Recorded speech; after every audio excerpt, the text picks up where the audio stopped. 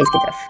तो फ्रेंड्स जल्दी से देखते हैं हमारा प्रैक्टिस सेट लेवल 1 का, जो हमने क्या दिखा है, CSS बेसिक सीखा है, उन सबका एक प्रैक्टिस सेट जल्दी से सॉल्व करते हैं। तो देखिए क्या करना है, एक बार चाहिएगा तो पॉज करके अपने आप एक बार ट्राई करिए, उसके बाद फिर मेरे साथ सॉल्व करते हैं। तो देखिए क्या करना है, एक हेडिंग बनाना है और उसका टेक्स्ट कलर क्या सेट करना है, रेड सेट करना है। तो चलिए चलते हैं अपने कोडिंग स्टूडियो में।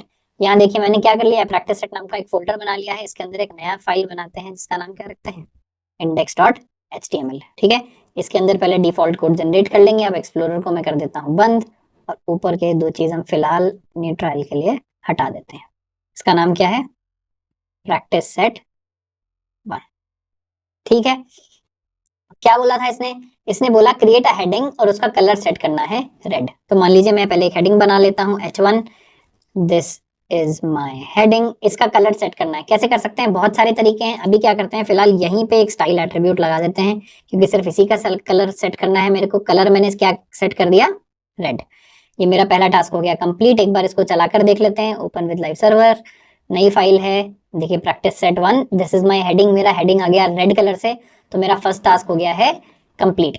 सेकंड क्या है, create a div with ID heading and include CSS in all 3 ways. हमने क्या देखा है, इनलाइन, ये देखिए लाइन लिखा है यहाँ पर, inline, style tag and external. तो हमको क्या करना है, तीनों तरह से करना है और उसकी प्रायोरिटी चेक करनी है ना। तो क्या करना है, डिव बनाना है हेडिंग नाम से। तो हमने क्या देखा था, अगर कोई डिव बनाना हो तो कैसे बनाते हैं, क्या करते हैं, यहाँ पर एक HR टैग देते जाते हैं। HR का क्या मतलब है, जो लोग HTML नहीं पढ़ के आए हैं, HR का मतलब है हॉरिजॉन्टल रूल, यानी इसके बाद लाइन खिंचती जाएगी। तो क्या होगा, हमारे हर टास्क के बाद एक लाइन खिंचती जाएगी, तो हमको क्लियर दिखेगा कि किसके बाद हमारा कौन सा टास्क आ रहा है। ठीक है, डिव बनाना है हमको विद हेडिंग, सॉरी फिर से भूल गया, जिसका नाम है हेडिंग। तो हैश हेडिंग लिखेंगे, एंटर दबाएंगे, देखिए मेरा क्या हुआ, डिव क्रिएट हो गया। अभी क्या बोलता है, ऑल 3 टाइप से इस पे स्टाइलिंग आप अप्लाई करिए। तो मान लीजिए सबसे पहला तो हो गया, मैं इस पे अप्लाई करता हूँ कलर। या सबसे पहले हम क्या करते हैं, सबसे पहले एक्सटर्नल साइड शीट लेते हैं, क्योंकि हमको पता है उसमें क्या होगा, प्रायोरिटी सबसे कम होगी। तो मैं क्या करता हूँ, जहां पर index.html है, यहीं पे क्या बनाता हूँ, एक index.css। ठीक है, index.css के अंदर आते हैं, अपना आईडी सेलेक्टर लगाते हैं और कलर क्या दे देते हैं, अच्छा सा कलर कोई देंगे इस बार। कलर हम देते हैं, ये मान लीजिए लाइट स्लेट ग्रे। ठीक है, इसको मैंने सेव किया। उसके बाद क्या करना पड़ेगा, इंडेक्स में आके इसको लिंक करना पड़ेगा। लिंक करिए index.css को, सेम जगह पर पड़ी हुई है, रिलेटिव पाथ क्या होगा, सेम होगा। जैसे जनरली CSS फाइल्स आप पाथ्स में डालते हैं, यानी कहाँ डालते हैं, CSS के फोल्डर के अंदर डालेंगे, तो यहाँ आपको रिलेटिव पाथ देना पड़ेगा, डॉट डॉट लगाएंगे, बैक जाएंगे, स्लैश लगाएंगे, तो वैसे आप दे सकते हैं। आप जो जितना भी कोड इसका देखेंगे सैंपल कोड, उस सब में ऐसे ही हुआ है, तो आप जाकर चेक कर सकते हैं। index.css मैंने इंक्लूड कर लिया। अभी मेरा क्या होना चाहिए, यहाँ पर हम कुछ टेक्स्ट भी लिख देते हैं, मान लीजिए हेडिंग ही लिख देते हैं ना। अभी मैं जाकर अगर अपना पेज चेक करता हूँ तो क्या हुआ, देखिए हेडिंग भी आ गया और मेरा कलर जो है वो भी अप्लाई हो गया। आप देख पा रहे होंगे ब्लैक कलर नहीं है, कौन सा कलर है जो हमने अप्लाई किया है, लाइट स्लेट ग्रे कलर है ना। तो ये हुआ मेरा फर्स्ट मेथड। दूसरा मेथड क्या होगा, मैं यहाँ पर आकर स्टाइल के साथ इसको जनरेट करूँ। स्टाइल में क्या दूंगा, हैश हेडिंग, है ना। यहाँ फिर से मेरे को कलर देना है, इस बार मैं कलर क्या दूंगा, मान लीजिए ब्लू वॉयलेट दे देता हूँ, रीयूज कर लेते हैं। मैं यहाँ कर देखता हूँ, देखिए क्या हुआ, कलर चेंज हो गया, क्योंकि प्रायोरिटी ज्यादा किसकी होगी, स्टाइल टैग की हमेशा ज्यादा प्रायोरिटी होगी एक्सटर्नल फाइल से। और लास्ट तरीका क्या है, इनलाइन स्टाइलिंग। वो क्या करेंगे, यहाँ पर कलर डिफाइन कर लेंगे। कलर मैं डिफाइन करता हूँ, इस बार क्या, गोल्ड कलर डिफाइन कर लेते हैं। सेव किया, देखिए कलर क्या हो गया, गोल्ड हो गया। क्यों, मैंने तीनों तरह की स्टाइलिंग अप्लाई करके देख ली। इंडेक्स फाइल से अप्लाई, जो मेरी CSS फाइल है एक्सटर्नल, उससे अप्लाई की, स्टाइल टैग से अप्लाई की, और इनलाइन स्टाइलिंग अप्लाई की। सबसे ज्यादा प्रायोरिटी इनलाइन की, फिर स्टाइल टैग की, फिर एक्सटर्नल की। तो यहाँ हो गया मेरा सेकंड टास्क भी कंप्लीट। इसके बाद क्या करते हैं, एक HR टैग और लगा देते हैं। उसके बाद आते हैं थर्ड टास्क पे, कमेंट करिए अपनी CSS क्लास के अंदर। तो देखिए जो हमने स्टाइल टैग बनाया है, यहाँ करेंगे तो HTML के फॉर्म से कर सकते हैं। यहाँ आएंगे तो क्या करेंगे, दिस इज, मान लीजिए ये मैं स्टार लगाता हूँ, बोलता हूँ दिस इज माय कमेंट। ठीक है, स्टार हैश करिए, आपका कमेंट लग जाएगा। अगर यहाँ स्टाइल के अंदर करना है तो कैसे लगाएंगे, HTML का कमेंट कैसे लगाते हैं, ऐसे लगाते हैं। ठीक है, तो इस, एक सेकंड, ये शायद क्योंकि मैं स्टाइल टैग के अंदर हूँ तो इसलिए ये वाला मान रहा है ना। अगर आप बाहर HTML में लगाएंगे तो वैसे लगाएंगे। यहाँ पर भी मैं क्या कर सकता हूँ, दिस इज माय कमेंट। ठीक है, कुछ और कमेंट मैंने वहां शायद ये लिख दिया है, हाँ, पर यहाँ देखिए T कैपिटल है, T स्मॉल है, कोई बात नहीं। तो यहाँ दो तरह से आप इस तरह से कमेंट लगा सकते हैं। उसके बाद क्या है मेरा task, create a div paragraph and heading and use ID selector, element selector and class selector for them. एक बार हमको ये ट्राई करना है तो क्या करेंगे, एक मेरे को बनाना है डिव, है ना। तो मैं बना लेता हूँ डिव, इसका नाम क्या रख देते हैं, अंदर टेक्स्ट डिव। है ना। दूसरा बनाना है पैराग्राफ, इसमें क्या करते हैं लॉरेम 10 वर्ड्स हमने जनरेट कर लिए, ठीक है। और तीसरा क्या बनाना था हेडिंग। तो मान लीजिए इस बार H2 लेते हैं, है ना, H2 बोलेगा मेरे को कभी यूज क्यों नहीं करते, और इसमें लिख देते हैं हेडिंग 2, ठीक है। अभी मैंने तीनों जनरेट कर लिए, डिव, पैराग्राफ और हेडिंग। और इसमें क्या लगाना है मेरे को आईडी सेलेक्टर, एलिमेंट सेलेक्टर और क्लास सेलेक्टर। तो सबसे पहले डिव में एक आईडी दे देते हैं, है ना। डिव की आईडी क्या देंगे, मान लीजिए फर्स्ट डिव है मेरा, फर्स्ट एक्चुअली नहीं है तो मैं क्या दे देता हूँ डिव 22, ऐसी मान लीजिए मैंने इसकी आईडी दे दी डिव 22। उसके बाद यहाँ लगाना है हमको एलिमेंट सेलेक्टर, फिर लगाना है क्लास सेलेक्टर। तो क्लास इसकी दे देते हैं स्पेशल हेडिंग, ठीक है। तो मैंने इसको आईडी दे दी, इसको कुछ नहीं दिया, इसको क्लास दी। और यहाँ आकर अब हम इसमें क्या कर देते हैं स्टाइलिंग इसकी डिफाइन कर देते हैं। स्टाइलिंग कैसे डिफाइन करेंगे, आईडी कैसे करेंगे, हैश लगाकर डिव 22, कलर दे दीजिए भाई रेड, ठीक है। अगला क्या करना है एलिमेंट सेलेक्टर। एलिमेंट कैसे होगा, पी की मेरे को डिफाइन करनी है तो डायरेक्टली पी लिख देंगे। कलर क्या दे दे भाई डिस्क, ठीक है। और उसके बाद क्या तीसरा क्लास है तो डॉट, मेरी क्लास का नाम क्या है स्पेशल हेडिंग, तो इसको दे देंगे स्पेशल हेडिंग। यहाँ कलर दे दे भाई क्या डार्क ग्रीन, ठीक है। सेव करते हैं, वापस आते हैं, देखिए इसका कलर ब्लैक, सही वाला डिफाइन नहीं हो पाया, क्यों नहीं हुआ चलिए देखते हैं। हमने कलर क्या डिफाइन किया था, रेड डिफाइन किया था डिव 22। देखिए यहाँ क्या हुआ, यहाँ अंडरस्कोर दिया था, यहाँ आईडी मैंने अलग डिफाइन कर दी। तो यहाँ जैसे ही क्या करेंगे अंडरस्कोर लगाएंगे, सेव करेंगे, वापस आएंगे तो देखिए क्या हुआ कलर रेड हो गया, ये हमने जो भी कलर सेलेक्ट किया था, और ये मेरा ग्रीन हो गया। तो मैंने तीनों तरह के सेलेक्टर देख लिए, कैसे आईडी सेलेक्टर, एलिमेंट सेलेक्टर और क्लास सेलेक्टर किस तरह से अप्लाई किए जाते हैं। क्या करता हूँ मैं इसके बाद फिर से एक HR टैग लगा देता हूँ, सेव करते हैं, वापस आते हैं। तो मेरे सारे टास्क खत्म हो गए, लास्ट टास्क बचा है। इसमें क्या है, create 2 divs both divs with ID first and second and define colour for both using group selector. यानी ये क्या बोल रहा है, 2 divs डिफाइन कीजिए फर्स्ट और सेकंड, है ना। तो यहाँ मैं डिफाइन करता हूँ फर्स्ट, FIRE कर दिया मैंने फर्स्ट, है ना। इसमें टेक्स्ट भी क्या दे देते हैं फर्स्ट दे देते हैं। दूसरा div क्या डिफाइन करना है सेकंड आईडी से, तो मैं यहाँ दे देता हूँ सेकंड, इसका टेक्स्ट भी दे देता हूँ सेकंड, ठीक है। तो मेरे डिव्स तो डिफाइन हो गए दो, फर्स्ट एंड सेकंड। और उसमें बोल रहा है ग्रुप सेलेक्टर करके इनकी प्रॉपर्टी आप डिफाइन करिए। तो अगर मैं नॉर्मल प्रॉपर्टी डिफाइन करूंगा तो कैसे करूंगा, हैश फर्स्ट, मान लीजिए कलर में डिफाइन कर रहा हूं डॉजर ब्लू, सेव किया, वापस आया, देखिए डॉजर ब्लू हो गया। पर सेकंड वाला क्यों नहीं हुआ, अभी एक के लिए डिफाइन किया है। ग्रुप करना है तो क्या करेंगे, कॉमा लगाएंगे, हैशटैग सेकंड लिखेंगे, हैशटैग नहीं है वैसे, हैश है, हैश सेकंड लिखेंगे तो क्या हुआ देखिए दोनों के लिए डिफाइन हो गया। तो मैंने क्या किया यहाँ पर ग्रुप करते हुए सेलेक्टर्स को क्या किया, दोनों के लिए बोला कि भाई कलर आप डॉजर ब्लू ही डिफाइन कर दीजिए। तो यहाँ पर हो गई हमारी पूरी की पूरी जो प्रैक्टिस सेट 1 था वो क्या हुआ धराशायी हो गया, हमने पूरा इसको कर लिया है ना। उम्मीद करता हूँ आपको ये समझ आया होगा, अगर नहीं आया है तो प्रैक्टिस सेट अपने हाथ से करके जरूर देखिएगा, उसी से आपके कॉन्सेप्ट जो है वो स्ट्रॉन्ग हो पाएंगे। ऑलराइट फ्रेंड्स, तो जल्दी से शुरू करते हैं अपना लेवल 2। और लेवल 2 में हम क्या पढ़ने वाले हैं, कलर सिस्टम एंड बैकग्राउंड। तो इसके अंदर कितने हैं हमारे 6 चैप्टर्स हैं। पहले का नाम क्या है बैकग्राउंड कलर प्रॉपर्टी देखेंगे, अभी तक हमने फोरग्राउंड कलर सेट किया था, अब देखेंगे बैकग्राउंड कलर। कलर सिस्टम को थोड़ा डीप में समझेंगे, स्पेसिफिक कलर्स कैसे सेट करते हैं अंदर जाके इसमें देखेंगे। एब्सोल्यूट यूनिट्स हम देखेंगे, हाइट एंड विड्थ प्रॉपर्टी देखेंगे किसी चीज की कैसे सेट करते हैं। बैकग्राउंड में कलर तो लगा लिया बट इमेज कैसे लगाएं वो देखेंगे, और एक बार विजिबिलिटी प्रॉपर्टी देखेंगे। तो चलिए जल्दी से शुरू करते हैं। सबसे पहले क्या आया मेरा बैकग्राउंड कलर। तो बैकग्राउंड कलर किसी भी चीज का क्या हुआ, एक हमने देख लिया था टेक्स्ट में, अगर हम फोरग्राउंड सेट कर रहे हैं यानी एक्चुअल टेक्स्ट का कलर सेट कर रहे हैं, एक होता है बैकग्राउंड यानी उसके पीछे जो भी है जो बेस है मेरा उसका कलर क्या होगा। तो देखिए जैसे यहाँ हमने क्या किया हुआ है एग्जाम्पल में 2 डिव्स और एक बटन बनाया हुआ है ना। डिव की आईडी है फर्स्ट और सेकंड और बटन है। देखिए यहाँ हमने सेलेक्टर कौन कौन से लगाए, साथ साथ रिविजन भी होता रहेगा। हमने 2 लगाए आईडी सेलेक्टर और एक लगाया एलिमेंट सेलेक्टर, बटन लगाया। उसके बाद हमने कलर क्या डिफाइन किया, तीनों का कलर, कलर मतलब फॉरग्राउंड कलर। बाय डिफॉल्ट अगर कलर लिखा है उसका क्या मतलब है फॉरग्राउंड कलर, जो हम पढ़ के आए हैं। तो फॉरग्राउंड कलर क्या हुआ, तीनों का ब्लैक हुआ। तो देखिए टेक्स्ट का कलर यहाँ भी यहाँ भी यहाँ भी तीनों का राइट में क्या आ रहा है ब्लैक आ रहा है। बट मैंने क्या किया सबके बैकग्राउंड कलर सेट किए। तो बैकग्राउंड कलर सेट किए तो पहले का बैकग्राउंड कलर रेड सेट किया, दूसरे का ग्रीन सेट किया, तीसरे का ब्लू सेट किया। तो देखिए क्या हो रहा है, पीछे का जो बैकग्राउंड है पूरे के पूरे डिव का, ये क्या है डिव है। तो इस डिव का पूरा बैकग्राउंड रेड हो गया, इसका पूरा ग्रीन हो गया, इसका पूरा ब्लू हो गया, ठीक है। तो क्या करेगा ये बैकग्राउंड कलर किसी भी एलिमेंट का सेट करेगा। कैसे करेगा, बैकग्राउंड हाइफन कलर, है ना, हाइफन मतलब dash, background dash colour colon colour, आप जो भी कलर का एक्चुअल वैल्यू है वो डिफाइन करेंगे तो डिफाइन हो जाएगा। तो चलिए जल्दी से इसको एक बार करके देख लेते हैं। तो मैं यहाँ क्या करूंगा, देखिए स्टाइल टैग मैंने टाइटल डिफाइन किया हुआ है, टाइटल को का नाम क्या कर देते हैं बैकग्राउंड कलर, ठीक है। ये मेरा हो गया टाइटल। उसके बाद बॉडी के अंदर क्या करेंगे, मान लीजिए एक डिव डिफाइन कर लेते हैं, हैश, है ना, या मान लीजिए डॉट के साथ डिफाइन करते हैं। मैं क्या करना चाह रहा हूं, बैक लर्न, ठीक है। बैकग्राउंड कलर को हम लर्न करेंगे, डिव के अंदर टेक्स्ट क्या लिख देते हैं, बैकग्राउंड कलर ही लिख देते हैं, ठीक है। अभी अगर मैं आके इसको चलाकर देखूं, एक बार इसको कर लेते हैं ओपन विद लाइव सर्वर,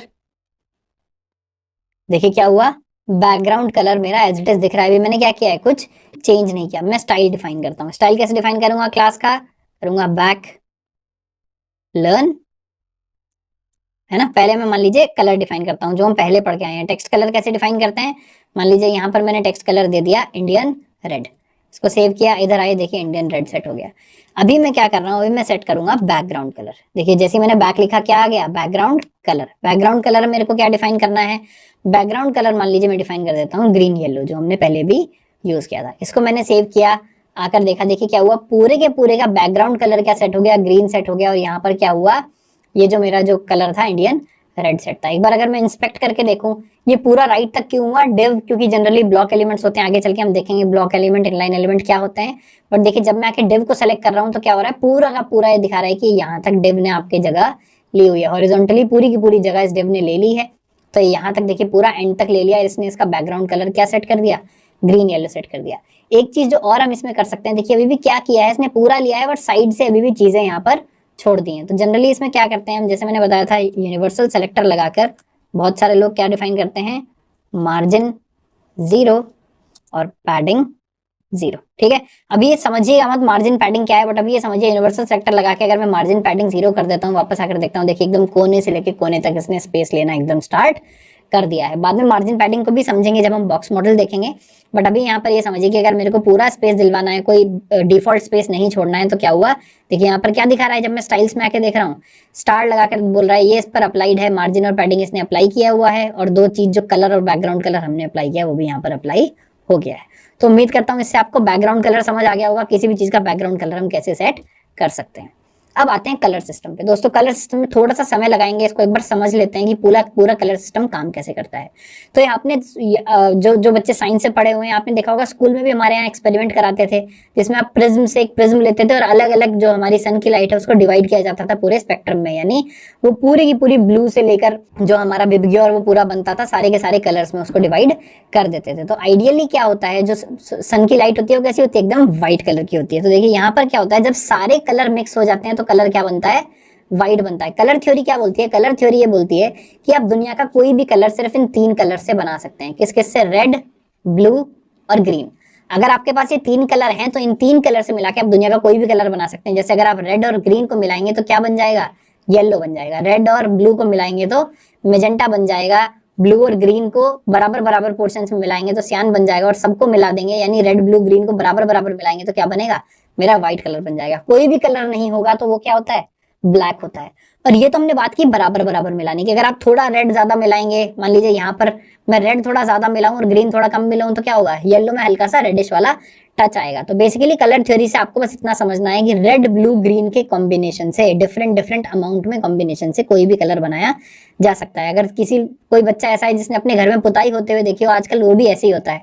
आप दुकान पर जाते हैं, कोई भी कलर है उसमें एक शेड कार्ड होता है, आप शेड कोई भी उस दुकानदार को बताएंगे, वो सिर्फ रेड ब्लू और ग्रीन कलर को मिलाता है और आपका वही कलर आपको बनाकर मशीन से बनाकर तैयार करके दे देता है। तो आपको ये समझ आना चाहिए कि इन तीनों कलर को मिला के हम कोई भी कलर बना सकते हैं। इसको क्या बोलते हैं, आरजीबी मॉडल भी बोलते हैं। यानी रेड ग्रीन और ब्लू को, लाइट सोर्सेस को जब हम मिलाते हैं तो कोई भी कलर हम उनकी मदद से बना सकते हैं। तो हमारे प्राइमरी कलर कौन कौन से होंगे, बस रेड ग्रीन और ब्लू। अगर हमारे पास ये हैं आरजीबी, रेड ग्रीन ब्लू, तो मैं कोई भी कलर दुनिया का इनसे बना सकता हूँ। उसके बाद एक बार देख लेते हैं कि कलर पिकर क्या होता है। देखिए जब मैं ब्राउजर पे जाता हूँ, अगर आपको कोई स्पेसिफिक कलर पिक करना है ना, तो आप क्या कर सकते हैं, आप आके गूगल पर लिखिए कलर पिकर, ठीक है। आप बस आके जैसे ही कलर पिकर लिखेंगे तो देखिए गूगल एक जनरेट करके दे देता है आपको कलर पिकर। तो आपको मान लीजिए कोई ब्लू का शेड लेना है, तो आप क्या करिए, यहाँ से इसको कहाँ स्लाइड कर दीजिए, ब्लू की साइड स्लाइड कर दीजिए।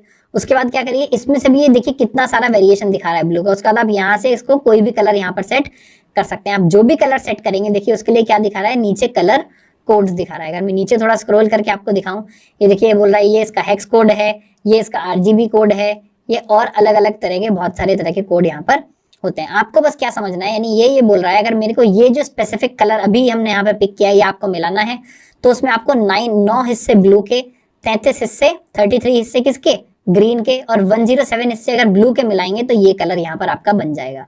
और ये हिस्से कितने में से मिला रहा है, 255 से मिला रहा है, ठीक है। 128 या 255 से यहाँ पर मिलाते हैं। अगर देखिए मैं एकदम इसको एंड में कर देता हूँ, है ना, ब्लैक कर देता हूँ, या हम इसको क्या करते हैं एकदम व्हाइट कर लेते हैं। अगर एकदम व्हाइट पे आ रहे हैं तो देखिए क्या कर रहा है, 252 252 252, यानी अगर तीनों को इतना बराबर मिलाएं तो क्या बन रहा है, व्हाइट बन रहा है। तो 255 में से पिक कर रहा होगा, एकदम कोने तक हम इसको नहीं ले जा पाए, बट बेसिकली आपको मतलब ये समझना है, यहाँ कलर पिकर में आकर आप कोई भी कलर यहाँ पर आकर देख सकते हैं। जो भी कलर देखेंगे उसमें बता देगा कि रेड, ग्रीन और ब्लू को कितना कितना मिलाएं। मान लीजिए पूरा रेड पे आकर अगर हम देखेंगे, रेड के कोने में चले जाते हैं तो देखिए बोल रहा है 255 में से 250 रेड और क्या नाम है 2 ग्रीन और 2 ब्लू अगर मिलाएंगे तो अभी ये वाला जो रेड का कलर है ये बन रहा है, ठीक है। तो कलर पिकर आपको समझ आ गया। एक बात और समझिए, कलर पिकर के लिए एक्चुअली कलर पिकर पर जाने की भी जरूरत नहीं है। जब हम यहाँ इंस्पेक्ट करते हैं तो देखिए क्या करता है, ये मेरे को दिखा रहा है कि आपका कलर इंडियन रेड है, ग्रीन येलो है, बट अगर मैं यहाँ पर आकर क्लिक करूं तो एक कलर पिकर यहीं पर आ जाता है और मैं यहाँ पर आकर कोई सा भी कलर यहाँ पर पिक कर सकता हूँ, ठीक है।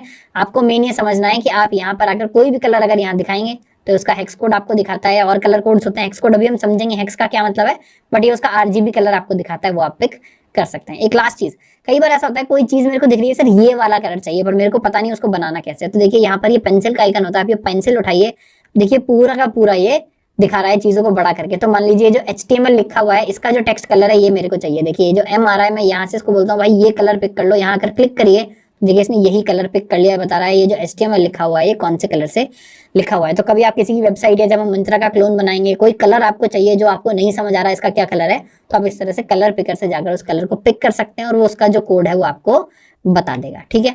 अब समझते हैं एक्चुअल आरजीबी कलर मॉडल जो भी हमने देखा, यानी आरजीबी कलर मॉडल में क्या कर रहे हैं हम, जब हम आरजीबी लिखेंगे इस तरह से, है ना, कलर हम डिफाइन करेंगे, हम डिफाइन कर देंगे कितना रेड, कितना ग्रीन, कितना ब्लू, तो इसको ही आरजीबी कलर मॉडल बोलते हैं। अब आरजीबी कलर मॉडल से भी जो कलर्स हैं उनको डिफाइन कर सकते हैं, कैसे, जो हमने रेड, ब्लू, ग्रीन करके डिफाइन किया, और इनकी वैल्यू क्या होंगी 0 से 255 तक होगी। एक बात और याद रखिएगा, ये कोई कॉम्बिनेशन नहीं है, ऐसा नहीं कि तीनों का सम 255 होना चाहिए, है ना, तीनों अलग अलग अपने 0 से 255 तक चलेंगे। अगर तीनों 0 0 0 हैं तो कलर क्या होगा, ब्लैक होगा। तीनों 255 255 255 में तो कलर व्हाइट होगा, और बीच में डिफरेंट कॉम्बिनेशंस में डिफरेंट कलर आपके पास होंगे। तो अगर हमको आरजीबी मॉडल को यूज कैसे करना है तो देखिए कैसे करते हैं। अगर मैं आरजीबी कलर बोल रहा हूँ, देखिए मैंने यहाँ स्टाइल क्या डिफाइन किया, इनलाइन स्टाइलिंग में कर रहा हूँ, डिव की मैं डिफाइन कर रहा हूँ बैकग्राउंड कलर, और रादर देन कलर का नाम देने के मैं कैसे डिफाइन कर रहा हूँ, देखिए आरजीबी ऐसे ब्रैकेट लगा के उसके बाद मैं तीनों कलर की वैल्यू दे रहा हूँ।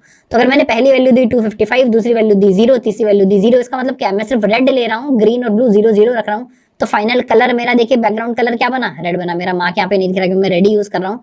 लेकिन दूसरा एग्जाम्पल मैंने क्या लिया, 0 255 0 यानी ग्रीन, है ना, तो यहाँ पर आपका सिर्फ ग्रीन आ गया, और दूसरे में 0 0 255 तो इससे क्या आ गया, ब्लू बन गया, है ना। तो क्योंकि मैंने बाकी कलर्स मिलाए नहीं, और एक ही मैंने ऐसी एग्जांपल लिया जिसमें देखिए मैंने 29 पार्ट्स मिलाए रेड के, 133 मिलाए ग्रीन के और 48 मिलाए ब्लू के, तो मेरा क्या बना, ये एक स्पेशल कलर बनके तैयार हो गया। अब हर कलर का नाम नहीं होगा क्योंकि आप देखिए 255 इंटू 255 इंटू 255 इतने कलर्स आप यहाँ पर बना सकते हैं। एक बार इसको जल्दी से इंप्लीमेंट भी हम करके देख लेते हैं, है ना।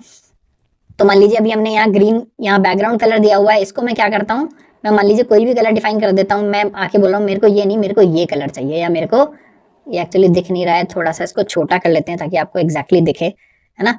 मैं इसको यहाँ पर आऊंगा तो देखिए मैं कह रहा हूँ मान लीजिए मेरे को तो ये कलर चाहिए भाई, है ना। तो इसने ये कलर डिफाइन कर दिया, मैंने हटाया, देखिए कलर को इसने हटा के अपने आप क्या कर दिया, इसको आरजीबी में चेंज कर दिया, और ये बोल रहा है 50 रेड, 55 ग्रीन और 42 अगर मैं ब्लू करूंगा, 50 55 42 अगर मैं करूंगा आरजीबी, तो मेरा क्या बन जाएगा, जो कलर आप चाह रहे थे वो बन जाएगा। एक बार चल के इसको देखते हैं हमारा कलर क्या चेंज हो गया, देखिए बैकग्राउंड कलर इसी कलर में चेंज हो गया। अभी मैं यहाँ के इंस्पेक्ट में भी देख रहा हूँ तो आरजीबी में देखिए वही कलर दिख रहा है 50 55 42। तो आपको आरजीबी का बस सिस्टम समझ आना चाहिए, उसके बाद आप कहीं से भी कलर पिक करें, उसका आरजीबी वैल्यू उठाएं और यहाँ आरजीबी में फंक्शन में पास कर दें, तो आपका क्या बन जाएगा, आरजीबी कलर आपका बन जाएगा। दूसरा एक और कलर मॉडल है जो थोड़ा सा और भी ज्यादा पॉपुलर है, जिसका नाम क्या है, हेक्स कलर मॉडल। देखिए इसमें क्या है, थोड़ा सा भी प्रॉब्लम हो रही है डिफाइन करने में, एक मेथड डिफाइन करना है, आरजीबी ब्रैकेट्स लगाने हैं, 3 वैल्यूज देनी है। हेक्स क्या करता है, हेक्स मॉडल तो वही है ना, है आरजीबी ही, पर हेक्स क्या है, उसको लिखने का दूसरा तरीका है ना। अगर जो लोग कंप्यूटर साइंस बैकग्राउंड से हैं, यहाँ पर हेक्स में आपने सिस्टम पढ़े होंगे, अलग अलग नंबर सिस्टम, है ना।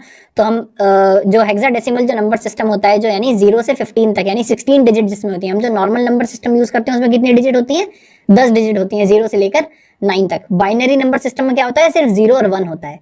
ऐसे हेक्साडेसिमल नंबर सिस्टम में 0 से लेकर एफ तक डिजिट होती है, यानी 0 से 9 तक होता है। 9 के बाद आता है ए, फिर बी, फिर सी, फिर डी, फिर ई, फिर एफ, यानी 0 से लेकर 15 तक उसमें डिजिट्स होती है ना। तो इसमें आरजीबी मॉडल को हम कभी भी हेक्स में कन्वर्ट कर सकते हैं। कैसे, ये जो 255 है इसको हम 2 डिजिट के हेक्स कोड में कन्वर्ट कर लेते हैं, इसको भी 255 को 2 डिजिट के हेक्स कोड में कन्वर्ट कर लेते हैं, इस 255 को भी 2 डिजिट के हेक्स कोड में कन्वर्ट कर लेते हैं। यानी ये कलर सेम ही होता है, बस डिफरेंट रिप्रेजेंटेशन है ऑफ द सेम कलर।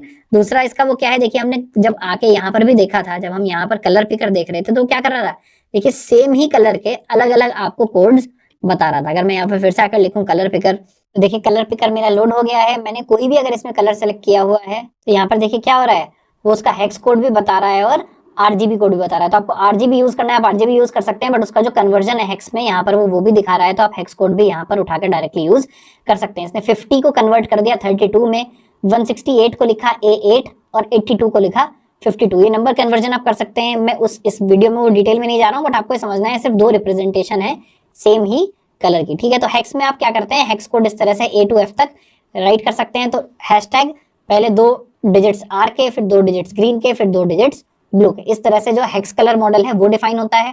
इसको हम यूज कैसे करेंगे, देखिए इसको यूज करते हैं कलर में हैश लगा के। वहां क्या कर रहे थे, आरजीबी ब्रैकेट लगा के यूज कर रहे थे, इसमें हैश के बाद डायरेक्टली 6 डिजिट्स लिख देंगे तो वो कलर मेरा बन जाएगा। तो अब मैक्सिमम डिजिट क्या थी इसमें, 15 FF, तो FF 0000 हुआ रेड, 00FF 00 हुआ ग्रीन, 0000 FF हुआ ब्लू। तो आरजीबी इस तरह से डिफाइन किया और ये हमने कलर कॉम्बिनेशन करके डिफाइन कर दिया जो यहाँ पर आ गया। तो यह आप देख सकते हैं, हम वापस चलते हैं यहाँ पर जहां हमने आरजीबी डिफाइन किया था। इसको मान लीजिए हम क्या कर देते हैं, मैं डिफाइन करता हूँ हैश FF।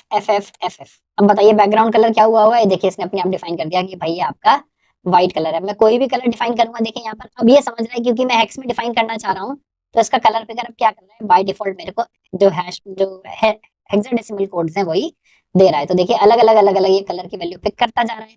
तो अब आप जो पहले से प्री डिफाइंड कलर है उसमें लिमिटेड नहीं है, आप क्या कर सकते हैं, आप यहाँ से कोई भी कलर पिक कर सकते हैं, दुनिया का कोई भी कलर हो, आप यहाँ आइए पिक करिए, जो आपको अच्छा लग रहा है वो कलर सेट हो जाएगा। देखिए मान लीजिए मैंने ये सेट किया, अभी मैं जाकर देखता हूँ रन करके तो क्या दिखा रहा है, मैं वापस आया तो देखिए यही वाला मेरा बैकग्राउंड जो रेडिश बैकग्राउंड है ये सिलेक्ट मेरा हो गया है। तो उम्मीद करता हूँ आपको दोनों कलर मॉडल समझ आ गए, आरजीबी मॉडल समझ आ गया, हेक्स मॉडल समझ आ गया। और भी 2-3 मॉडल हैं बट वो इतने पॉपुलर नहीं है, इंपॉर्टेंट नहीं है, तो उसमें हम नहीं जाएंगे।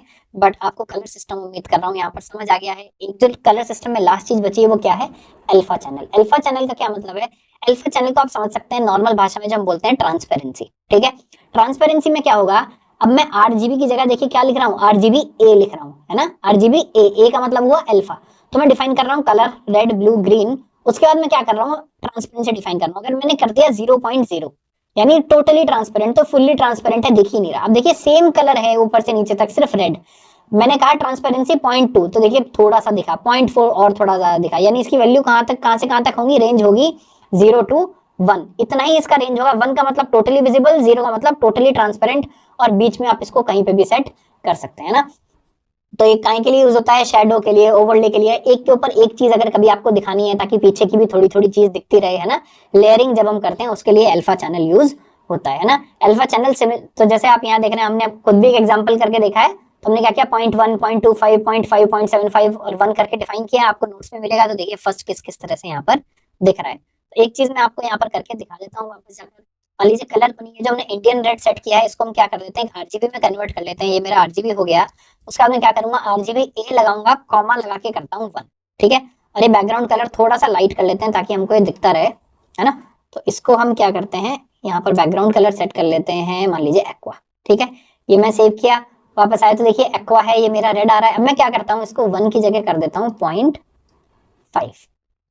ये जैसे ही मैंने इसको 0.5 किया और सेव किया, क्या हुआ, देखिए कितना और मेरा लाइट हो गया। आपको रैपिडली चेंजेस देखने हैं तो देखिए हम यहाँ पर भी देख सकते हैं। मैं डायरेक्टली यहाँ से कैसे चेंज कर सकता हूँ, यहाँ पर आकर मैं देखिए जब आ रहा हूँ तो ये इसको एक्चुअली 1 आगे वाले नंबर को बढ़ा रहा है ना। अगर मैं देखिए 0.0 करता हूँ तो टोटली ट्रांसपेरेंट हो गया, 0.1 करता हूँ तो कितना हल्का सा दिख रहा है, 0.4 में और दिख रहा है, 0.7 में और दिख रहा है, 0.9 में पूरा जो भी हमने कलर सेलेक्ट किया था 1.0 में, सॉरी, पूरा जो हमने कलर सेट किया था वो मेरा को पूरा का पूरा कलर यहाँ पर दिख रहा है। तो ट्रांसपेरेंसी कैसे सेट करेंगे, अल्फा चैनल कैसे सेट करेंगे, उम्मीद करता हूँ आपको समझ यहाँ पर आ गया है। तो दोस्तों अगला टॉपिक हम क्या देखेंगे, एब्सोल्यूट यूनिट्स। यानी अभी तक हमने सिर्फ कलर और बैकग्राउंड कलर प्रॉपर्टीज को देखा, अब हम देखेंगे अगर हमको किसी चीज की साइजेस डिफाइन करने हैं तो वो यूनिट्स हम कैसे डिफाइन करेंगे। तो जो सबसे कॉमन यूनिट हम डिफाइन करते हैं उसका नाम क्या होता है, पिक्सल्स। तो यहाँ पे मैं आपको बहुत ब्रीफ में जल्दी से बताऊंगा कि पिक्सल्स होते क्या है। जैसे आप ये देख रहे हैं इमेज है, कोई सिस्टम जो है, कंप्यूटर जो है, वो किसी भी चीज को कैसे दिखाता है, वो किसी भी चीज को ऐसे एक ग्रिड में डिफाइन कर लेता है ना, ग्रिड में डिवाइड कर लेता है आपका डिस्प्ले, और हर एक पिक्सल का एक स्पेसिफिक कलर होता है, और वो इतने डेंस होते हैं, पिक्सल्स इतने पास पास होते हैं कि जब वो पूरा दिखता है तो आपको ऐसा लगता है इमेज है। जैसे बहुत पुराने टीवी होते थे, आजकल की टाइम में आपने शायद नहीं देखा होगा, बट आप किसी भी डिस्प्ले के बहुत करीब जाकर अगर आपको देखेंगे तो आपको ये पिक्सलेटेड, आपको ये इस तरह से जो मैट्रिक्स है पूरी बनी हुई दिखेगी, डॉट डॉट डॉट डॉट अलग अलग कलर के दिखेंगे। आप अपने टीवी के बहुत करीब जाकर देखिए आपको ये दिख जाएगा। यानी डिस्प्लेस किस तरह से काम करते हैं, अलग अलग चीज का अलग अलग कलर नहीं होता है, डिस्प्ले पे बहुत सारे पिक्सल्स होते हैं और हर पिक्सल को अलग कलर में जलाया जाता है, जिससे पूरी की पूरी इमेज बनती है। देखिए जैसे यहाँ मोनालिसा बन रही है, यहाँ हर स्क्वायर का सिर्फ एक अलग कलर है, और देखिए फिर भी आपको ये देखने में ऐसी लग रही है जैसे मोनालिसा, और ये तो बहुत कम पिक्सल्स है ना, ये कुछ 100 बाय 100, 100 बाय 150 वाला इमेज है, बट हम एक्चुअल देखते हैं हजारों में जब पिक्सल्स होते हैं तो पिक्चर हमको एकदम क्लियर दिखती है, हमको पिक्सल्स नजर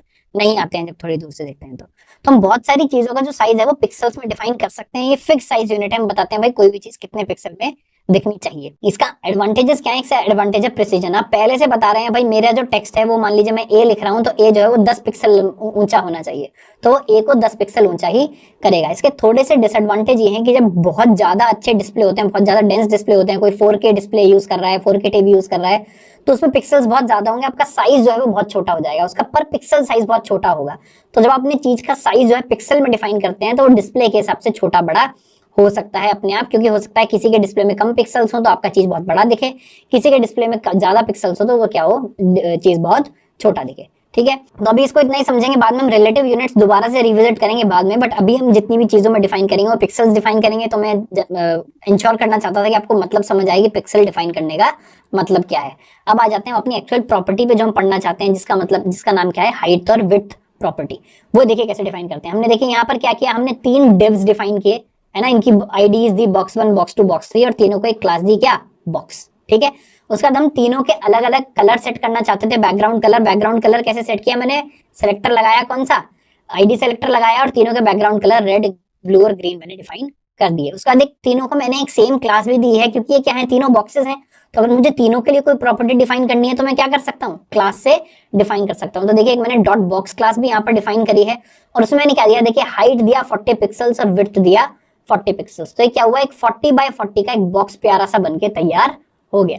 तो आप किसी भी डिव का अगर मान लीजिए हाइट और विड्थ देना चाहते हैं तो आप इस तरह से जो पिक्सल्स में उसको डिफाइन कर सकते हैं। यानी नई प्रॉपर्टीज हमने कौन सी सीखी, हाइट और विड्थ। तो किसी भी चीज की हाइट और विड्थ डिफाइन करनी है तो उसको यूज कर सकते हैं, पिक्सल्स में इसको डिफाइन कर सकते हैं। ठीक है, चलिए जल्दी से इसको करके देखते हैं। अगर मेरे को इसको करना है तो कैसे करेंगे, जो हमने पहले लिखा था इसको हटा देते हैं, है ना, और बैकग्राउंड कलर की जगह पे हम क्या सीख रहे हैं, हाइट एंड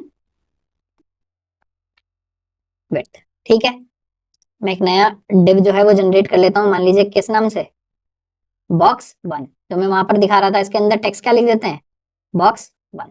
ठीक है, अब मान लीजिए मैं इसकी यहीं पे स्टाइलिंग डिफाइन करके आपको दिखाता हूं। यहाँ मैं डिफाइन कर लेता हूं डिव, सब डिव्स के लिए मैं स्टाइल डिफाइन कर देता हूं। ठीक है, इसमें हम क्या डिफाइन कर रहे हैं, मान लीजिए हाइट डिफाइन करते हैं 50 पिक्सल्स, ठीक है, विड्थ डिफाइन करते हैं 50 पिक्सल्स, और इसको सेव कर देते हैं। ठीक है, इसको चलाकर देखते हैं जल्दी से क्या दिख रहा है मेरे को। देखिए बॉक्स दिख रहा है, पर अभी मेरे को हाइट और विड्थ तो कुछ दिख ही नहीं रही। क्यों, क्योंकि हमने बैकग्राउंड कलर सेट नहीं किया, तो हमको पूरा कुछ ठीक से दिख नहीं रहा है। मैं इसको इंस्पेक्ट करके देखूंगा तो देखिए मेरे को दिखा रहा है कि विड्थ और हाइट आपकी क्या है, 50-50 पिक्सल्स है। अगर मैं इस डिव को सेलेक्ट कर रहा हूँ तो देखिए क्या, जो ब्लू कलर से आप देखिएगा जब मैं सेलेक्ट करता हूँ, ये जो ब्लू कलर से यहाँ दिखा रहा है क्या है, बॉक्स की मेरी हाइट और विड्थ 50-50 सेलेक्ट हो गई है। फिर भी इसको क्लियर बनाने के लिए क्या कर देते हैं, इसका बैकग्राउंड कलर भी डिफाइन कर देते हैं, मान लीजिए रेड।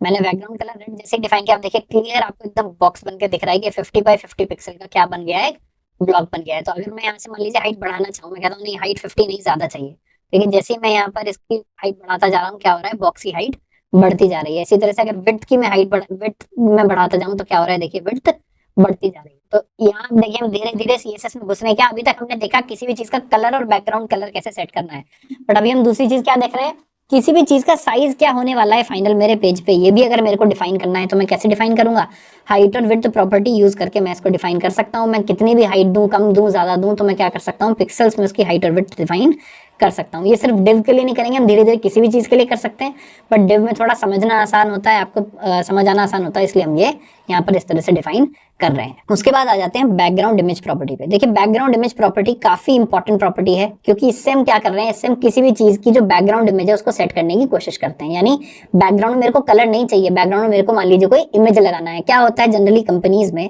डिजाइनर आपको बहुत सारी चीजों की इमेजेस बना के देते हैं, पीएनजी या एसवीजी फॉर्मेट में आपको इमेजेस मिलती हैं, आपको सिर्फ वो सेट करनी होती हैं। तो आपको ये समझ आना चाहिए, मान लीजिए आइकन आपको कहीं पे लगाना है, बच्चों की फोटो लगानी है, कोई जब भी आप वेबसाइट खोल के देखते हैं अलग अलग फोटोज अगर आपको दिखती है ना, तो वो आपको लगानी है, तो वो कैसे लगाएंगे, तो हम लगाएंगे बैकग्राउंड इमेज से, इमेज प्रॉपर्टी से। देखिए कैसे, अगर यहाँ मैं कोड देखूं, मैंने क्या किया, ये जो मेरा एक मैंने डिव बनाया, ठीक है, डिव को मैंने कुछ डिफाइन नहीं किया, बॉक्स मैंने हाइट और विड्थ इसकी डिफाइन कर दी और सीधे दिया बैकग्राउंड इमेज, और इमेज का दे दिया यूआरएल। अब यूआरएल का क्या, इमेज जब आप इसको देंगे तो इमेज का आपको पाथ बताना पड़ेगा कि भाई मैं इमेज कहां से यूज करूं, तभी तो वो यहाँ पर यूज कर पाएगा, है ना। तो आप यहाँ पर उसका पाथ बताकर उसको इस तरह से यूज कर सकते हैं। तो चलिए एक बार हम करके देखते हैं। हमको फाइनल प्रोजेक्ट क्या बनाना है, मिंत्रा का क्लोन बनाना है। तो यहाँ हम क्या करते हैं, मिंत्रा का क्लोन बनाने की थोड़ी सी कोशिश करते हैं। मान लीजिए मैंने इसको बॉक्स ही रहने देते हैं, इसका टेक्स्ट में हटा देता हूँ, हाइट विड्थ छोड़ देता हूँ और बैकग्राउंड कलर भी मैं इसका हटा देता हूँ, ठीक है।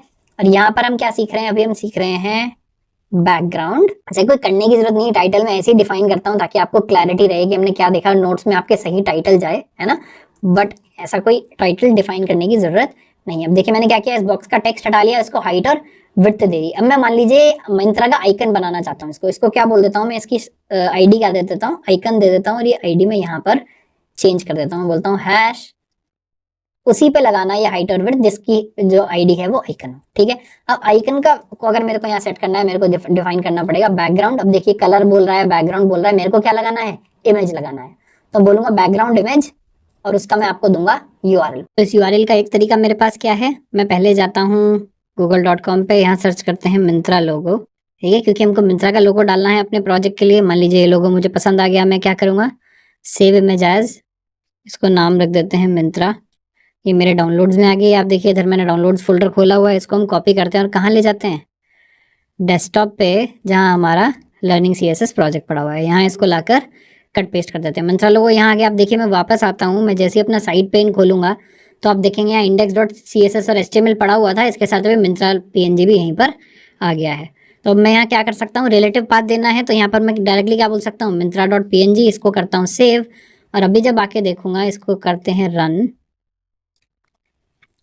ठीक बात है। अभी यहाँ पर कुछ नहीं दिख रहा दोस्तों, दिख क्यों नहीं रहा है, क्योंकि एक्चुअली पॉइंट ये है, अगर मैं इंस्पेक्ट करके देखूं तो यहाँ पर हो क्या रहा है, देखिए अगर मैं बॉडी के अंदर आऊं तो मेरा डिव तो पड़ा हुआ है आइकन, पर यहाँ दिख कुछ नहीं रहा है। यहाँ देखें तो बैकग्राउंड इमेज भी सेट है और ब्राउजर लोड भी कर पा रहा है, यानी ब्राउजर ने इमेज डाउनलोड भी कर ली है हमारे लोकल सर्वर से, फिर भी इसको दिखा नहीं रहा है। दिखा इसलिए नहीं रहा है दोस्तों कि मिंत्रा इमेज जो है देखिए कितनी बड़ी है, 3840x2160, यानी 4K डिस्प्ले की इमेज है। आप कितने में दिखाना चाह रहे हैं, 3000 पिक्सल को आप जब 50 पिक्सल में दिखाएंगे तो क्या होगा, सिर्फ ऊपर का कटा हुआ पोर्शन आ रहा है जो कि कुछ भी नहीं है, खाली है। इसलिए हमको एक दूसरी प्रॉपर्टी बैकग्राउंड इमेज की यूज करनी पड़ेगी, जो हमने यहाँ क्या देखी, जिसका नाम है मान लीजिए साइज कंट्रोल। तो बैकग्राउंड साइज हमको देना पड़ेगा। हम यहाँ पर क्या देते हैं, बैकग्राउंड साइज दे देते हैं कंटेन। हम ये बोल रहे हैं भाई हमारा बॉक्स जितना भी है इमेज को पूरी को उसी के अंदर कंटेन कर देना। अभी मैं क्या करता हूँ, अब जाकर देखते हैं यहाँ पर इमेज दिख रही है कि, देखिए इमेज दिखने लगी, जो मेरी मिंत्रा की इमेज है अब यहाँ पर दिख रही है, पर 2 बार दिख रही है। 2 बार क्यों दिख रही है, क्योंकि हमारा जो बॉक्स है, अगर हम बॉक्स को देखेंगे तो बॉक्स की हाइट भी 50 है, विड्थ भी 50 है, पर जो लोगो है, मेरा लोगो है लैंडस्केप मोड में। तो क्या कर रहा है वो, उसको लग रहा है 50x50 में दिखाना है, तो वो एक बार आइकन को, उस इमेज को और दिखा दे रहा है। अगर मान लीजिए मैं अपनी हाइट यहाँ पर कम कर दूं, यहाँ जो हाइट आपको दिख रही है, मैं अगर इसको कम करते जा रहा हूँ तो देखिए अब सिंगल लोगो बचा, जैसे मैं 33 पे आया, मैं इसको बढ़ाते रहूंगा तो फिर से शुरू हो जाएगा ये, है ना। ये देखिए तीसरी बार भी शुरू हो गया है, दिखाता रहेगा। तो अगर आप चाहते हैं कि इमेज एक ही बार दिखे, भाई मेरा बॉक्स कितना भी बड़ा हो, तो एक और प्रॉपर्टी आएगी बैकग्राउंड इमेज की, जिसका नाम क्या है, बैकग्राउंड रिपीट। रिपीट से हम क्या सेट कर सकते हैं, रिपीट से हम ये सेट कर सकते हैं कि इमेज को रिपीट होना चाहिए या नहीं होना चाहिए। तो देखिए इसकी पॉसिबल वैल्यूज क्या है, initial, no repeat, repeat, repeat X, repeat Y. Repeat X Y क्या करते हैं, हम बता सकते हैं कि ये हॉरिजॉन्टली रिपीट होना चाहिए। एक्स मतलब एक्स एक्सिस, वाई मतलब वाई एक्सिस। जैसे जब आप ग्राफ पेपर पे बनाते हैं तो एक्स एक्सिस नीचे होती है, हॉरिजॉन्टल होती है, वाई एक्सिस वर्टिकल होती है। तो यहाँ वो वैल्यूज भी दे सकते हैं। अभी हमको क्या देना है, नो रिपीट, यानी हम क्या कहना चाहते हैं भाई, वैल्यू रिपीट नहीं होनी चाहिए। देखिए वापस आएंगे, क्या हुआ, मिंत्रा जो 2 बार आ रहा था वो एक ही बार आ रहा है। देखिए यहाँ भी हम CSS में वैल्यूज चेंज करके देख सकते हैं। हम क्या देखेंगे, अगर मैं यहाँ इस नो रिपीट को क्या कर दूं, मैं इस रिपीट जो मेरी बैकग्राउंड रिपीट प्रॉपर्टी है इसको अगर मैं बंद कर दूं तो देखिए 2 बार आ रहा है। अगर मैं बैकग्राउंड रिपीट प्रॉपर्टी लगा देता हूं तो क्या हो रहा है, एक ही बार आ रहा है। तो मैंने अगर कर दिया नो रिपीट तो ये क्या हुआ, पूरा का पूरा इतने में ही आ गया। एक बार वापस आके देखते हैं। देखिए बैकग्राउंड इमेज में हमको क्या करना है, इमेज हमने देख लिया, साइज हमने देख लिया, इनकी मल्टीपल वैल्यूज और हो सकती हैं। जैसे रिपीट हमने देखा, रिपीट से हम क्या कर सकते हैं, रिपीट एक्स में करा सकते हैं, वाई में करा सकते हैं, या बोल सकते हैं रिपीट मत करो। बैकग्राउंड पोजीशन किस लिए है, बैकग्राउंड पोजीशन है अगर आपका बॉक्स बड़ा है उसके अंदर आपको पोजीशन को सेट करना है तो वो भी आप कर सकते हैं। यहाँ हमने बढ़ा लिया है, एक बार यहाँ कर देख लेते हैं। अगर मैं मान लीजिए लिखता हूँ बैकग्राउंड पोजीशन, बैकग्राउंड पोजीशन में क्या होगा, देखिए लेफ्ट राइट टॉप। आप इसको अगर आपका कंटेनर बहुत बड़ा है, मान लीजिए मैं कर देता हूँ उसको टॉप, सेव करता हूँ। अभी यहाँ पर बहुत फर्क नहीं आएगा क्योंकि हमारा कंटेनर तो ऑलरेडी इमेज से बहुत छोटा है, बट हम चाहें तो इसकी पॉसिबल वैल्यूज देख सकते हैं। चलते हैं एमडीएन रेफरेंस पे, इसको खोलते हैं। ये देखिए यहाँ पर क्या है, ये देखिए अलग अलग वैल्यूज दिखा रहा है। बैकग्राउंड पोजीशन टॉप है तो ये स्टार की इमेज टॉप पर आ गई, लेफ्ट है तो लेफ्ट में आ गई, सेंटर है तो सेंटर में आ गई। आप परसेंटेजेस में भी डिफाइन कर सकते हैं इसको अलग अलग तरह। तो बेसिकली बैकग्राउंड पोजीशन क्या करेगा, बैकग्राउंड पोजीशन अगर बॉक्स बड़ा है इमेज छोटी है तो अगर आपको जहां पर भी उसको अलाइन करना है उसको अलाइन करा देगा। ये हुआ आपका बैकग्राउंड पोजीशन। और बैकग्राउंड साइज क्या, बैकग्राउंड साइज हमने देख लिया, साइज क्या कर रहा है, हम कंटेन कर सकते हैं इसको। आप परसेंटेजेस में भी डिफाइन कर सकते हैं, बट इसकी भी अगर पॉसिबल वैल्यू देखना चाहें तो क्या है, देखिए वो भी देखते हैं। बैकग्राउंड साइज को अगर हम देख रहे हैं, देखिए कंटेन क्या करेगा, जो इमेज है वो पूरी कंटेन करेगी और उसके बाद रिपीट करती रहेगी। रिपीट ऑलरेडी हमने देख लिया। नो रिपीट देंगे तो क्या होगा, कवर करेंगे तो क्या होगा, इमेज खिंचेगी, इमेज कट जाएगी पर पूरा का पूरा जो बॉक्स है आपका उसको कवर कर लेगी। 30% में देखिए बॉक्स का 30% कवर कर रही है। बैकग्राउंड साइज बाकी पिक्सल में हम देना चाहें किसी भी तरह से दे सकते हैं। तो उम्मीद करता हूँ आपको ये प्रॉपर्टीज मेनली क्लियर हो गई होंगी। बाकी जैसे जैसे यूज करेंगे वैसे वैसे आपको समझ आ जाएगा, पर बैकग्राउंड इमेज में उम्मीद करता हूँ यहाँ पर क्लियर हो गया है। अब आया हमारा लास्ट प्रॉपर्टी इस लेवल का जो हमको देखना है, विजिबिलिटी प्रॉपर्टी। विजिबिलिटी प्रॉपर्टी की अगर बात करें, विजिबिलिटी प्रॉपर्टी क्या करता है, अगर हम यहाँ पर आकर देखेंगे, देखिए मैंने क्या किया, बैकग्राउंड कलर 2 दिए हैं, यहाँ पर 2 बॉक्सेस हमने बनाए हैं, एक रेड एक ग्रीन। एक की विजिबिलिटी करी है हिडन और एक की विजिबिलिटी करी है विजिबल। तो देखिए यहाँ वाला जो हिडन वाला बॉक्स है वो अब आपको नहीं दिख रहा है क्योंकि जिसका कलर रेड है, क्योंकि हमने उसकी विजिबिलिटी क्या कर दी है, हिडन कर दी है। और जो विजिबल है, जो बाय डिफॉल्ट होता है, अगर हम नहीं डिफाइन करते तो विजिबल होता है, तो वो आपको दिख रहा है। एक इंपॉर्टेंट बात यहाँ याद करने की यह है कि ये गायब नहीं हुआ है, इसकी सिर्फ विजिबिलिटी हिडन हुई है। यानी ये जो बॉक्स है दिख अभी अपनी जो जगह है ये पेज में ही अभी भी ले रहा है, इसलिए देखिए जो बॉक्स 2 है वो अभी भी नीचे रेंडर हो रहा है, ये ऊपर रेंडर हो रहा है। एक बार इसको चला के देखते हैं प्रॉपरली। अभी यहाँ आते हैं, इसको जो हमने ये किया था इसको हटा देते हैं, है ना, और बैकग्राउंड इमेज को क्या कर देते हैं, इसको कर देते हैं विजिबिलिटी।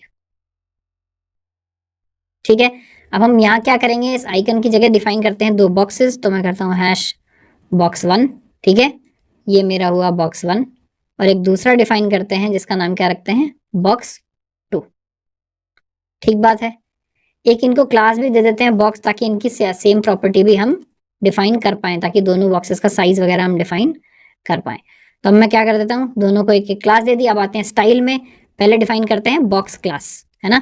तो बॉक्स क्लास के अंदर हम क्या क्या देना चाहते हैं, हम देंगे height which will be 50 pixel and width which will be 50 pixel again. ठीक है, मैंने हाइट और विड्थ दे दी। उसके बाद मैं क्या डिफाइन करना चाहता हूँ, मैं दोनों के बैकग्राउंड कलर डिफाइन कर देता हूँ। तो मान लीजिए मैं कहता हूँ हैश यानी आईडी सेलेक्टर, तो मैं बोलूंगा हैश बॉक्स 1, इसका क्या करिए, बैकग्राउंड कलर शुड बी मान लीजिए एक्वा, एंड देन मेरा बॉक्स 2, इसका क्या होगा बैकग्राउंड कलर, इसका मान लीजिए मैंने कर लिया डार्क। अच्छा, ये तो काफी सिमिलर से कलर हो गए, इसका कोई और कलर ले लेते हैं, इसमें हम ले लेते हैं ग्रीन। ठीक है, तो ये 2 हमने बॉक्सेस ले लिया। अगेन इसको थोड़ा छोटा कर देते हैं ताकि आपको दिखे। ठीक है, तो 2 मैंने बॉक्सेस बनाए, दोनों का बैकग्राउंड कलर इस तरह से ले लिया। तो एक्वा और ग्रीन बॉक्सेस यहाँ हमको ये दोनों दिखने लगे, ये हुआ, ये हुआ। अब हम क्या करेंगे, इसमें करेंगे विजिबिलिटी। मैं करता हूँ विजिबिलिटी हिडन। देखिए जैसे ही मैंने विजिबिलिटी हिडन किया, सेव किया, सेव करते देखिए क्या हुआ, बॉक्स 1 जो है मेरा वो गायब हो गया है। यानी जैसे ही मैंने विजिबिलिटी हिडन की, बॉक्स 1 गायब हो गया। और विजिबिलिटी की क्या वैल्यूज हैं, मैं कर सकता हूँ कोलैप्स। देखिए कोलैप्स में जैसे ही करूंगा तो क्या हुआ, ये भी हिडन की तरह ही होता है, इसने भी कोई उसके अलावा चेंज नहीं आया। उसके अलावा देख रहे हैं इनहेरिट, इनिशियल, अनसेट, तो इसके अलावा और हम कुछ नहीं दे सकते, तो हिडन होता है या विजिबल होता है। मैं विजिबल करूंगा तो बॉक्स वापस आ जाएगा, मैं हिडन करूंगा तो क्या होगा, ये बॉक्स चला जाएगा। तो ये होती है दोस्तों विजिबिलिटी प्रॉपर्टी। होप करता हूँ आपको ये समझ आई होगी। जैसे ही हम ये कर रहे हैं, देखिए अभी भी अगर मैं इंस्पेक्ट एलिमेंट करके देखूँ, इसको मैं इधर ले आता हूँ, ऐसा नहीं कि वो बॉडी से चला गया। देखिए बॉक्स 1 अभी भी दिख रहा है, मैं सेलेक्ट कर रहा हूँ तो अपना साइज भी दिखा रहा है ना। बॉक्स 2 भी दिख रहा है, पर बॉक्स 1 क्या है, अगर मैं बॉक्स 1 पे क्लिक करूंगा तो देखिए विजिबिलिटी यहाँ पर हिडन हो गई है। हिडन जैसे ही हटाएंगे आ जाएगा, हिडन जैसे लगाएंगे चला जाएगा। तो ये हुई हमारी विजिबिलिटी प्रॉपर्टी। यहाँ हो गया हमारा लेवल 2 कंप्लीट। लेवल 2 में हमने क्या क्या पढ़ा, हमने बैकग्राउंड कलर प्रॉपर्टी लगाना सीखा, कलर सिस्टम हमने सीखा, आरजीबी क्या है, हेक्स क्या है, वो सब सीखा। एब्सोल्यूट यूनिट्स यानी पिक्सल को हमने देखा, हाइट एंड विड्थ प्रॉपर्टी देखी, बैकग्राउंड इमेज प्रॉपर्टी देखी, और क्या देखा, विजिबिलिटी प्रॉपर्टी देखी। अब यहाँ पर हो गया लेवल 2 का रिवीजन कंप्लीट। चलिए चलते हैं जल्दी से लेवल 2 के प्रैक्टिस सेट की तरफ। तो चलिए दोस्तों शुरू करते हैं अपना प्रैक्टिस सेट ऑफ लेवल 2। ये किस चीज क्या क्या पढ़ा था हमने इसमें, कलर सिस्टम एंड बैकग्राउंड। तो इसमें देखिए प्रैक्टिस सेट में क्या क्या क्वेश्चंस हैं। पहला है क्रिएट अ डिव बार यानी div with text and background colour with opacity, यानी हमको टेक्स्ट भी लगाना है, बैकग्राउंड कलर भी लगाना है और ओपेसिटी का भी यूज करना है। तो चलिए सबसे पहले पहला टास्क ही कंप्लीट करते हैं। तो आ जाते हैं अपनी आईडीई में। यहाँ मैंने index.html प्रैक्टिस सेट पहले से लिख के रखा है और इधर हमारा आउटपुट दिख रहा है ना। तो सबसे पहले उसने बोला एक डिव बनाने के लिए, है ना। चलो एक आईडी के साथ बना लेते हैं। उसने क्या बोला, डिव बार, यानी डिव का नाम चलो फिलहाल हम क्या रख देते हैं, बार। तो हैशटैग आईडी बार, एक डिव हमने बना लिया। उसके बाद इसके अंदर कुछ टेक्स्ट लिखना है और बैकग्राउंड कलर लगाना है विद ओपेसिटी, है ना। तो इसके लिए हम क्या करेंगे, इसके बाद अब इसका स्टाइल डिफाइन करते हैं हेड के अंदर, है ना। तो उसके में सबसे पहले टारगेट करेंगे बार को, ठीक है। इसमें इसका बैकग्राउंड कलर डिफाइन करते हैं, मान लीजिए एक्वामरीन, ठीक है। और टेक्स्ट कलर कैसे डिफाइन करेंगे, कलर से। तो कलर डिफाइन कर देते हैं मान लीजिए रेड, ठीक है। अभी ये क्या बोल रहा है कि आपको जो ओपेसिटी है वो भी चेंज करनी है, ठीक है। ओपेसिटी चेंज करने के लिए मैं क्या करता हूँ, मान लीजिए मैं पहले कोई और कलर चूज कर लेता हूँ जो टेक्स्ट थोड़ा सा कम हो। मैंने देख लिया ये आरजीबी आ गया। हमने क्या देखा था, ऐसे अल्फा डिफाइन कर सकते हैं, कॉमा लगा के क्या कर दीजिए 0.8। अब मैं इसको सेव करता हूँ तो देखिए क्या होगा। अभी मैंने इसके अंदर टेक्स्ट नहीं लिखा है, मान लीजिए लिख देते हैं दिस इज माई नैव बार, ठीक बात है। तो देखिए दिस इज माई नैव बार लिख के आ गया है और ये कलर जो है वो विद ओपेसिटी आ रहा है। और आपके लिए जो चारों तरफ बॉक्सेस छूट रहे हैं, इसको हटाने के लिए हम क्या करते हैं, हमने जो पहले भी किया है, मार्जिन 0, पैडिंग 0, ठीक है। देखिए पूरा का पूरा जैसे आप किसी वेबसाइट को खोलते हैं ऊपर नेविगेशन बार आता है, अभी उसका एक बेस हम तैयार कर रहे हैं। तो ये पूरा का पूरा ऊपर नेविगेशन बार आ गया। मैंने इसमें टेक्स्ट लिख दिया दिस इज माई बार, है ना। एक बैकग्राउंड कलर दे दिया, एक कलर दे दिया, कलर भी विद ओपेसिटी दिया है, यानी कलर थोड़ा सा चेंज हो गया। तो मेरी जो पहला टास्क था वो खत्म हो गया है। दूसरा क्या है, change the colour of the main content. देखिए मेन कंटेंट का क्या मतलब है, जो लोग HTML पढ़ के आए उनको पता होगा। बॉडी के अंदर हम बॉडी को कितने पार्ट्स में डिवाइड करते हैं, 3 पार्ट्स में डिवाइड करते हैं। पहला क्या होता है, हेडर, हेड आ गया, ठीक है। पहला हेडर होता है, दूसरा होता है मेन और तीसरा होता है फुटर, ठीक बात है।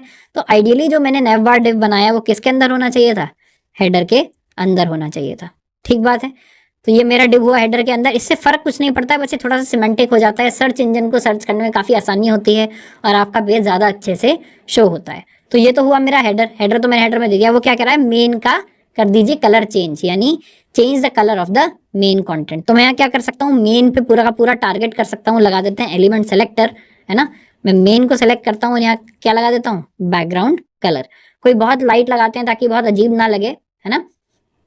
तो यहाँ लगा देते हैं, मान लीजिए ये मैं प्रोनाउंस भी नहीं कर पा रहा हूँ, लंच आलमंड जो भी है ना। ये मैंने कलर तो लगा दिया, बट कलर आया क्यों नहीं, कलर इसलिए नहीं आया क्योंकि मेन ने अभी भी कुछ भी हाइट वगैरह नहीं ली है। तो मान लीजिए मेन की हाइट भी डिफाइन कर देते हैं, कितनी, 500 पिक्सल।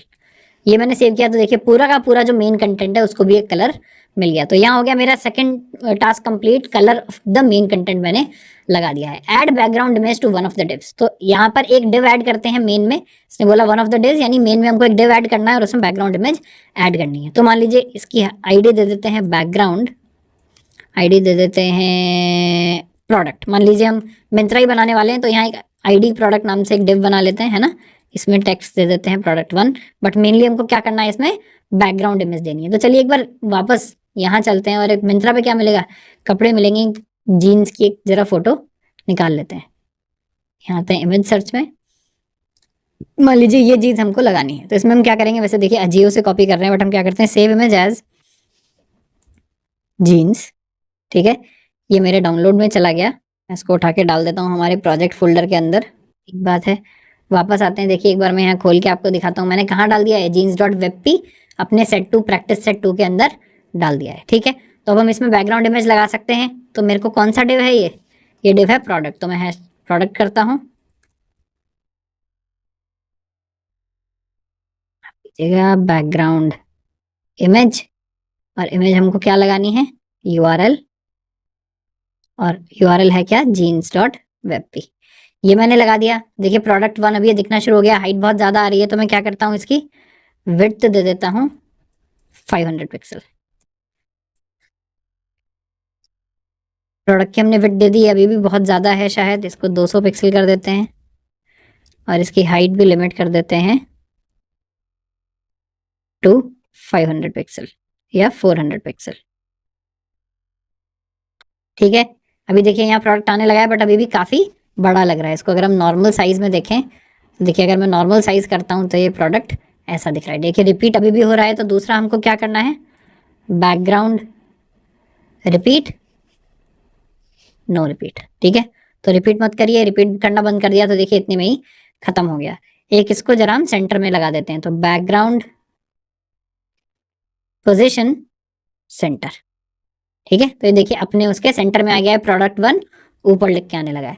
तो ये मेरा प्रोडक्ट लग गया है ना, जो मेरे को बैकग्राउंड इमेज लगाना था एक डिव में, ये काम भी मेरा पूरा हो गया। लास्ट टास्क क्या बोल रहा है, ये बोल रहा है बैकग्राउंड शॉर्ट हैंड। ये मैंने बैकग्राउंड पढ़ाते हुए नहीं किया था, अब एक बार यहाँ बैकग्राउंड शॉर्ट हैंड भी समझ लेते हैं क्या होता है। एक बार वापस चलते हैं ताकि नोट्स में बैकग्राउंड के देख सकें। देखिए लास्ट में क्या लिखा है, शॉर्ट हैंड आप कैसे यूज कर सकते हैं, कलर, इमेज, रिपीट, अटैचमेंट और पोजीशन को एक साथ डिफाइन करके। तो हम यहाँ आकर क्या कर सकते हैं, जैसे हमने इतनी सारी चीजें डिफाइन की हैं, अगर मैं इसको ऊपर कर दूं, ठीक है, मान लीजिए मैं इसमें एक बैकग्राउंड कलर भी डिफाइन करना चाहता था जो इमेज के चारों तरफ दिखाई देना चाहिए, तो मैं कर देता हूं बैकग्राउंड कलर जो ग्रीन दिखाई देना चाहिए।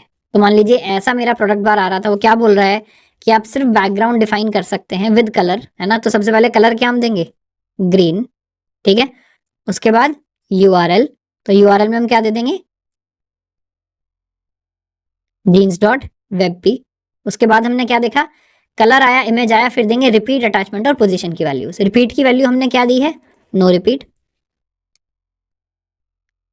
अटैचमेंट की वैल्यू, अटैचमेंट हमने यूज नहीं किया है, तो यहाँ देख लेते हैं अटैचमेंट की वैल्यू अभी हम क्या दे देते हैं, लोकल या नन, तो नन दे देते हैं। और उसके बाद लास्ट वैल्यू किसकी आएगी, पोजीशन की, तो उसको हम दे देते हैं सेंटर। पोजीशन ही था ना, यस, ये मैंने दे दिया। और मैं जो ऊपर हमने जितना भी कोड लिखा है इसको हम क्या कर देंगे, इस पूरे को उठा के हम कर देंगे कमेंट। ठीक है, एक्चुअली ये भी कमेंट हो गया है, इसको उठा करके यहाँ रख देते हैं।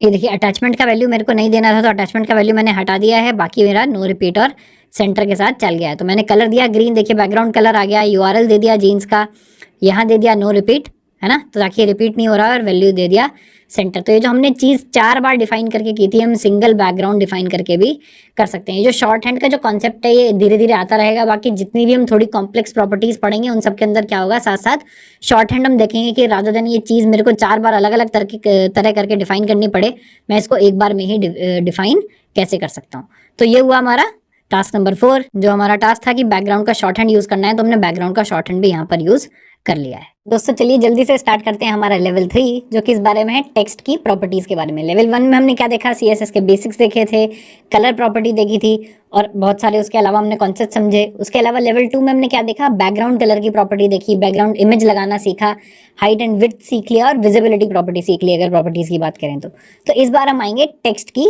प्रॉपर्टीज पर। टेक्स्ट में प्रॉपर्टी क्या क्या, टेक्स्ट को अलाइन कैसे करते हैं, डेकोरेट कैसे करते हैं, ट्रांसफॉर्म कैसे करते हैं। अभी ये नहीं सोचना कि इनका मतलब क्या है सर, अलाइन, डेकोरेट या ट्रांसफॉर्म का, वो सब हम देखेंगे धीरे धीरे। लेवल 2 बहुत बड़ा नहीं है, बहुत छोटा सा है, क्विकली देखेंगे, बहुत आसान चीजें हैं ये। उसके अलावा हम देखेंगे लाइन हाइट, दो लाइन के बीच की हाइट कैसे चेंज करनी है, फॉन्ट की क्या प्रॉपर्टीज होती हैं, फॉन्ट फैमिलीज क्या होती हैं, फॉन्ट्स कैसे चेंज करते हैं, और आइकन्स अगर हमको यूज करने हैं तो उसको हम फॉन्ट से यूज करके कैसे यूज कर सकते हैं। तो चलिए देखते हैं सबसे पहला topic which is text align. Text align का क्या मतलब है, सबसे पहले आप आ जाइए राइट में। यहाँ देखिए आउटपुट जो हमने 3 क्रिएट किए हैं, देखिए 3 बॉक्सेस हैं एकदम सेम साइज के, एक रेड बॉक्स है, एक ग्रीन बॉक्स है, एक ब्लू बॉक्स है। कलर जो है वो मैटर नहीं करता, आप टेक्स्ट देखिए यहाँ पर जो बॉक्स 1 टेक्स्ट है वो एकदम बीच में शुरू हो रहा है, यहाँ पे जो टेक्स्ट है वो एकदम लेफ्ट से शुरू हो रहा है, यहाँ पे जो टेक्स्ट है वो एकदम राइट से शुरू हो रहा है। तो अलग अलग सिचुएशन होती है जहां हमको इसकी जरूरत पड़ सकती है, तो उसको क्या बोलते हैं, टेक्स्ट अलाइन, यानी टेक्स्ट कहाँ से अलाइन होगा। तो अगर आप देखेंगे लेफ्ट में आकर, अब देखिए हमने एक क्लास डिफाइन की है बॉक्स की जिसमें हाइट और विड्थ दी है, उसके अलावा बैकग्राउंड कलर तीनों बॉक्सेस के अलग अलग डिफाइन किए हैं, कहाँ से आईडी सेलेक्टर लगाकर, और उसके बाद यहाँ देखिए सिर्फ टेक्स्ट अलाइन इन तीनों का अलग है। टेक्स्ट अलाइन प्रॉपर्टी में क्या दिया है, पहले में सेंटर दिया है, दूसरे में लेफ्ट दिया है, तीसरे में राइट दिया है। तो बहुत ही सिंपल प्रॉपर्टी है, बस टेक्स्ट अलाइन लेफ्ट देंगे तो लेफ्ट हो जाएगा, राइट देंगे तो राइट हो जाएगा, सेंटर देंगे तो सेंटर हो जाएगा। क्या करता है, सिर्फ हॉरिजॉन्टल अलाइनमेंट ऑफ टेक्स्ट के लिए इसको यूज किया जाता है ना, हमने ये देख लिया, और विजुअल अपील के लिए ये इंपॉर्टेंट होता है। तो चलिए जल्दी से एक बार इसको इंप्लीमेंट करके देखते हैं, वो कैसे देखेंगे। देखिए यहाँ पर आ जाते हैं, टाइटल में क्या लिखेंगे, टेक्स्ट अलाइन। क्या सीख रहे हैं हम, टेक्स्ट अलाइन। अभी यहाँ पर 3 बॉक्सेस नहीं बनाते हैं समझने के लिए, वो आपको जैसे नोट्स में या कोड आप डाउनलोड करेंगे वो एक्जैक्टली आपको मिल जाएगा जो मैंने आपको पीपीटी में दिखाया। यहाँ भी हम क्या करते हैं, सिर्फ एक बॉक्स बनाते हैं। तो मैं करता हूँ बॉक्स 1, ये मैंने आईडी करके एक बॉक्स 1 बना लिया, ठीक है। अब इसके हम डिफाइन कर देते हैं स्टाइल्स, ठीक है। मैंने क्या लगाया, आईडी सेलेक्टर लगाया बॉक्स 1, ठीक है। उसके अलावा सबसे पहले क्या देंगे, इसकी हाइट देते हैं मान लीजिए 100 पिक्सल, है ना। उसके बाद देते हैं इसकी विड्थ, वरना तो हमको कुछ दिखेगा ही नहीं, 100 पिक्सल, है ना। एक देते हैं इसका बैकग्राउंड कलर, ताकि कलर दिखना शुरू हो जाए। कोई अच्छा सा कलर देते हैं ढूंढ करके, कौन सा कलर दें, मान लीजिए दे देते हैं येलो ग्रीन, हमने पहले भी ये यूज कर लिया है। इसको कर देते हैं सेव। देखिए सेव करते ही क्या हुआ, ये बॉक्स जो है हमारा राइट में बनकर आ गया। इसको थोड़ा बड़ा कर लेते हैं 100 पिक्सल्स पे ताकि अच्छा दिखे, ठीक है। ये बॉक्स हमारा बनकर आ गया है। अभी कोई टेक्स्ट हमने इसके बीच में नहीं लिखा है, तो मान लीजिए टेक्स्ट लिख देते हैं दिस इज अ बॉक्स, ठीक है। ये मैंने लिख दिया, ये सेव किया। ये देखिए टेक्स्ट थोड़ा बड़ा हो गया है, एक्चुअली आपको अलाइनमेंट ठीक से समझ नहीं आएगा, तो क्या करते हैं इसको ये पूरा हटा देते हैं और सिर्फ इसके अंदर लिख देते हैं बॉक्स, ठीक है। ये मैंने बॉक्स लिखा। देखिए बाय डिफॉल्ट वैल्यू क्या है, डिफॉल्ट वैल्यू है लेफ्ट अलाइन, यानी टेक्स्ट जो है वो बाय डिफॉल्ट कहां पर आ रहा है, लेफ्ट में अलाइंड आ रहा है। अब मैं मान लीजिए इसमें सीएसएस प्रॉपर्टीज लगाता हूं, क्या, टेक्स्ट अलाइन सेंटर। देखिए जैसे ही मैं सेंटर देता हूं, सेव करता हूं, जो मेरा बॉक्स है वो कहां आ गया है, चेंज होकर के सेंटर में आ गया है। सेंटर के अलावा क्या वैल्यू दे सकते हैं, राइट दे सकते हैं। राइट देंगे तो कहां आएगा, एकदम राइट में आ जाएगा। तो बहुत ही इजी है इसको समझना, लेफ्ट में देंगे तो लेफ्ट में आएगा, सेंटर देंगे तो सेंटर आएगा, राइट में देंगे तो राइट में आ जाएगा। उम्मीद करता हूँ टेक्स्ट अलाइन आपको समझ आ गया होगा। चलिए जल्दी से देखते हैं टेक्स्ट की दूसरी प्रॉपर्टी, जिसका नाम क्या है, टेक्स्ट डेकोरेशन, ठीक है। उसमें भी हर बार जब भी पढ़ेंगे तो क्या करेंगे, देखिए सबसे पहले राइट में देखना स्टार्ट करेंगे। तो देखिए यहाँ पर हमने क्या देखा, अगर टेक्स्ट को अंडरलाइन करना है ना, तो अंडरलाइन आ रहा है, उसके ऊपर भी लाइन आ रही है, सेंटर से भी लाइन जा रही है, ठीक है। ये कैसे करेंगे, तो देखिए हम टेक्स्ट डेकोरेशन में जब आए तो टेक्स्ट डेकोरेशन की वैल्यू अब क्या दे सकते हैं, टेक्स्ट डेकोरेशन अब क्या हो गई, मेरी एक प्रॉपर्टी हो गई, इसकी वैल्यू क्या दे सकते हैं, अंडरलाइन, ओवरलाइन, लाइन थ्रू। तो नाम से ही आपको काफी कुछ क्लियर हो रहा है। अंडरलाइन का मतलब अंडरलाइन हो जाएगी, ओवरलाइन का मतलब लाइन ऊपर आ जाएगी, लाइन थ्रू का मतलब स्ट्राइक थ्रू भी जिसको बोलते हैं, यानी लाइन पूरे टेक्स्ट को काट देगी। कई जगह यूज होता है जहां जैसे आपको करेक्शन दिखाना होता है, पहले कुछ और था बाद में कुछ और है, बट आपको दिखाना है कि पहले से बाद में कुछ चेंज किया गया है, तो कई बार क्या करते हैं, लाइन काट करके फिर दोबारा उसको लिखते हैं, है ना। तो ये हुई हमारी टेक्स्ट डेकोरेशन। इसका मेन यूज वैसे होता कहाँ है, मेन यूज होता है इसका लिंक्स के साथ। देखिए जिसका एग्जांपल हमने नीचे दिखाया, अगर मान लीजिए एक लिंक है जिसको हो सकता है वेबसाइट में इस तरह से दिखाना चाहते हैं कि उसके अंडरलाइन, उसमें अंडरलाइन ना हो, तो उसमें आप क्या दे सकते हैं, टेक्स्ट डेकोरेशन। अगर आप उसका नन दे देंगे तो क्या होगा, उसके नीचे लाइन नहीं आएगी। तो चलिए जल्दी से ये सब चला के देखते हैं हम टेक्स्ट डेकोरेशन में जाके। पहले टाइटल क्या कर देते हैं, टेक्स्ट डेकोरेशन, ठीक है। अब यहाँ पर हमको बॉक्स की ऐसी कुछ बहुत खास जरूरत नहीं है, तो हम यहाँ क्या करते हैं, एक बस अपनी हेडिंग बना लेते हैं, मान लीजिए H1, जिसमें मैं देता हूँ दिस इज माई टेक्स्ट, ठीक बात है। इसको एक आईडी भी हम दे देते हैं, मान लीजिए इसका नाम मैं लिख देता हूँ हेड, ठीक है। अब मैं यहाँ के क्या करता हूँ, हेड डिफाइन कर लेता हूँ। अब हमको हाइट और विड्थ की जरूरत नहीं है, बैकग्राउंड कलर मान लीजिए छोड़ लेते हैं। तो क्या हुआ, देखिए दिस इज माई टेक्स्ट हो गया, एक नंबर इसको छोटा कर लेते हैं। अभी देखिए टेक्स्ट अलाइन ऑलरेडी राइट है, इसलिए राइट में आ रहा है ना, टेक्स्ट अलाइन मेरे को नहीं चाहिए, अभी मैं टेक्स्ट अलाइन हटा देता हूँ। तो क्या होगा, बाय डिफॉल्ट लेफ्ट से मेरा जो टेक्स्ट है वो शुरू हो जाएगा। हम क्या देखना चाहते हैं, टेक्स्ट डेकोरेशन, है ना। तो मैं टेक्स्ट डेकोरेशन करता हूँ, देखिए कितने सारे इसमें टाइप्स आ रहे हैं। तो मेरे को क्या करना है, मेरे को सबसे पहले देना था लाइन थ्रू। मान लीजिए मैं लाइन थ्रू से स्टार्ट करता हूँ, तो देखिए क्या हुआ, लाइन से मेरा टेक्स्ट जो है वो पूरा का पूरा कट गया। दूसरा क्या था, अंडरलाइन। अगर मैं अंडरलाइन दूं तो क्या होगा, अंडरलाइन देके सेव करता हूं, तो देखिए क्या हुआ, लाइन आ गई नीचे। और अगर मैं करता हूं ओवरलाइन, ओवरलाइन करके जल्दी दिया तो लाइन आ गई ऊपर, ठीक है। अब दूसरा हम क्या करना चाहते थे, दूसरा हम देखना चाहते थे इसको एंकर टैग के साथ। तो एक एंकर टैग भी डिफाइन करते हैं, है ना। एंकर टैग मैंने डिफाइन किया, एचरेफ में क्या, सिर्फ हैश दे देते हैं। देखिए हैश देने का क्या मतलब होता है, हैश देने का मतलब होता है कहीं पे लिंक नहीं करना है, बस लिंक बना दीजिए, यानी सेल्फ लिंक, उसी पेज पर लिंक करना है। तो इस लिंक से कुछ होता नहीं है, बट एटलीस्ट एंकर टैग चलना शुरू हो जाता है। तो अगर मैं कुछ ना करूं, दिस इज अ लिंक, बस ऐसे ही डिफाइन कर दूं, तो देखिए लिंक बाय डिफॉल्ट कैसे आता है, लिंक बाय डिफॉल्ट एक लाइन के साथ आता है, ठीक है। अब मैं क्या करता हूँ, इसमें भी एक आईडी दे देता हूँ मान लीजिए, और इसकी आईडी का नाम भी हम कर देते हैं लिंक, ठीक है। मैंने यहाँ कर दिया लिंक। अब यहाँ पर क्या करेंगे, एक और आईडी सेलेक्टर लगाएंगे लिंक, अब इसकी हमको प्रॉपर्टी देनी है, तो मैं क्या कर सकता हूँ, मैं दे सकता हूँ टेक्स्ट डेकोरेशन नन। अब जैसे ही मैं टेक्स्ट डेकोरेशन नन करूंगा, देखिए लिंक अभी भी है, फंक्शन अभी भी कर रहा है ना, मैं क्लिक कर रहा हूँ तो रिस्पॉन्ड अभी कर रहा है, बस इसके नीचे की अंडरलाइन जो है वो खत्म हो गई है। तो टेक्स्ट डेकोरेशन से आप ये भी कर सकते हैं। तो ये हुआ मेरा टेक्स्ट डेकोरेशन। अभी एक चीज और बाकी है टेक्स्ट डेकोरेशन में, क्या, यानी टेक्स्ट डेकोरेशन में आप स्टाइल भी डिफाइन कर सकते हैं। क्या कर सकते हैं, स्टाइल भी डिफाइन कर सकते हैं। और स्टाइल क्या होता है, अब देखिए स्टाइल देख लेते हैं सबसे पहले। यहाँ देखिए हमने 4 तरह के बॉक्सेस लाइन डिफाइन किए हैं, हम सबको अंडरलाइन कर रहे हैं, बट साथ साथ देखिए इनका डेकोरेशन क्या है। एक में डैश्ड है, देखिए डैश्ड किस तरह से दिख रहा है। डबल लाइन अगर आपको किसी चीज के अंडर करनी है तो कैसी होगी, सॉलिड लाइन यानी थोड़ी सी मोटी लाइन, तो सॉलिड किस तरह से होगी। और वेवी मतलब ऐसे ऐसे अगर आपको लाइन करनी है तो ये किस तरह से होगी। ये भी वैसे देखिए एकदम क्लियर दिख रहा है, बट फिर भी एक बार जल्दी से जाके स्टाइल भी अपने इसमें लगा के हम देख लेते हैं। जो हमने ऊपर टेक्स्ट लिखा था, तो मान लीजिए इसको ओवर लाइन की जगह हम अंडरलाइन ही कर लेते हैं, जो थोड़ा सा ठीक दिखता है। या मान लीजिए वहां तो हमने दिखाई दिया है, यहाँ मैं आपको दिखाता हूँ लाइन थ्रू में किस तरह से दिखेंगी ये चीजें, ठीक है। उसके बाद हम आते हैं टेक्स्ट डेकोरेशन स्टाइल के ऊपर। देखिए मैं कर देता हूँ डैश्ड और इसको करता हूँ सेव, तो देखिए जो लाइन इसके थ्रू जा रही है वो क्या जा रही है, डैश जा रही है। एक्चुअली इतना देखने में नहीं आ रहा है, इसको अंडरलाइन ही कर लेते हैं, है ना। अंडरलाइन करेंगे, देखिए नीचे से line dot dot dot dot होते हुए जा रही है, तो ये हुई डैश्ड। डैश्ड के अलावा हमने क्या देखा था, डबल। डबल करेंगे तो क्या होगा, डबल हो जाएगा। वेवी करेंगे तो क्या होगा, ये वेव ऐसे ऐसे करके जा रही है। ये शायद इसमें इतना स्पेस नहीं है इसलिए थोड़ा कट के जा रही है, और इसमें शायद स्पेस क्रिएट करेंगे तो ये कट के नहीं जाएगी। मेन पॉइंट ये है कि आपको समझ आना चाहिए कि टेक्स्ट डेकोरेशन का स्टाइल में कहीं भी जो है वो लगा सकता हूँ, ठीक है। नेक्स्ट चीज आई हम कलर के ऊपर। इसी तरह से आप इसमें कलर भी डिफाइन कर सकते हैं। अगर मैं टेक्स्ट डेकोरेशन कलर देखिए रेड दे दूं, ब्लू दे दूं, ग्रीन दे दूं, RGB में दे दूं, जो हम पढ़ के आए हैं, दूसरा अपने हैश कोड में देना चाहूँ हैश कोड में दे दूं, तो मैं दे सकता हूँ। और देखिए कैसे यहाँ रेड लाइन क्रिएट हो गई, ब्लू क्रिएट हो गई, ग्रीन क्रिएट हो गई, मेरे कस्टम कलर की जो लाइन है वो क्रिएट हो गई। तो मान लीजिए मैं इसको दे देता था डबल, ठीक है। इसी में हम ऐड करके देख लेते हैं, ये मेरी डबल लाइन है। अब मैं क्या करता हूँ, टेक्स्ट डेकोरेशन कलर भी दे देता हूँ। तो मैं आता हूँ टेक्स्ट डेकोरेशन कलर के ऊपर, और यहाँ देखिए कोई अच्छा सा कलर यहाँ से हम ढूंढ लेते हैं। ये अगेन मैं इसको प्रोनाउंस नहीं कर सकता, फिचिया पता नहीं क्या नाम कलर का नाम है।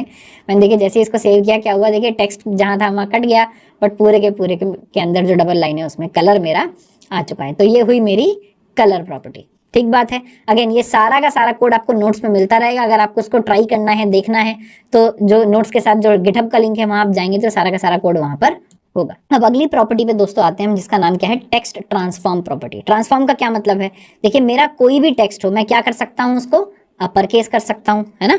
मैं उसको और क्या कर सकता हूँ, लोअर केस कर सकता हूँ, कैपिटलाइज कर सकता हूँ, नन कर सकता हूँ, है ना।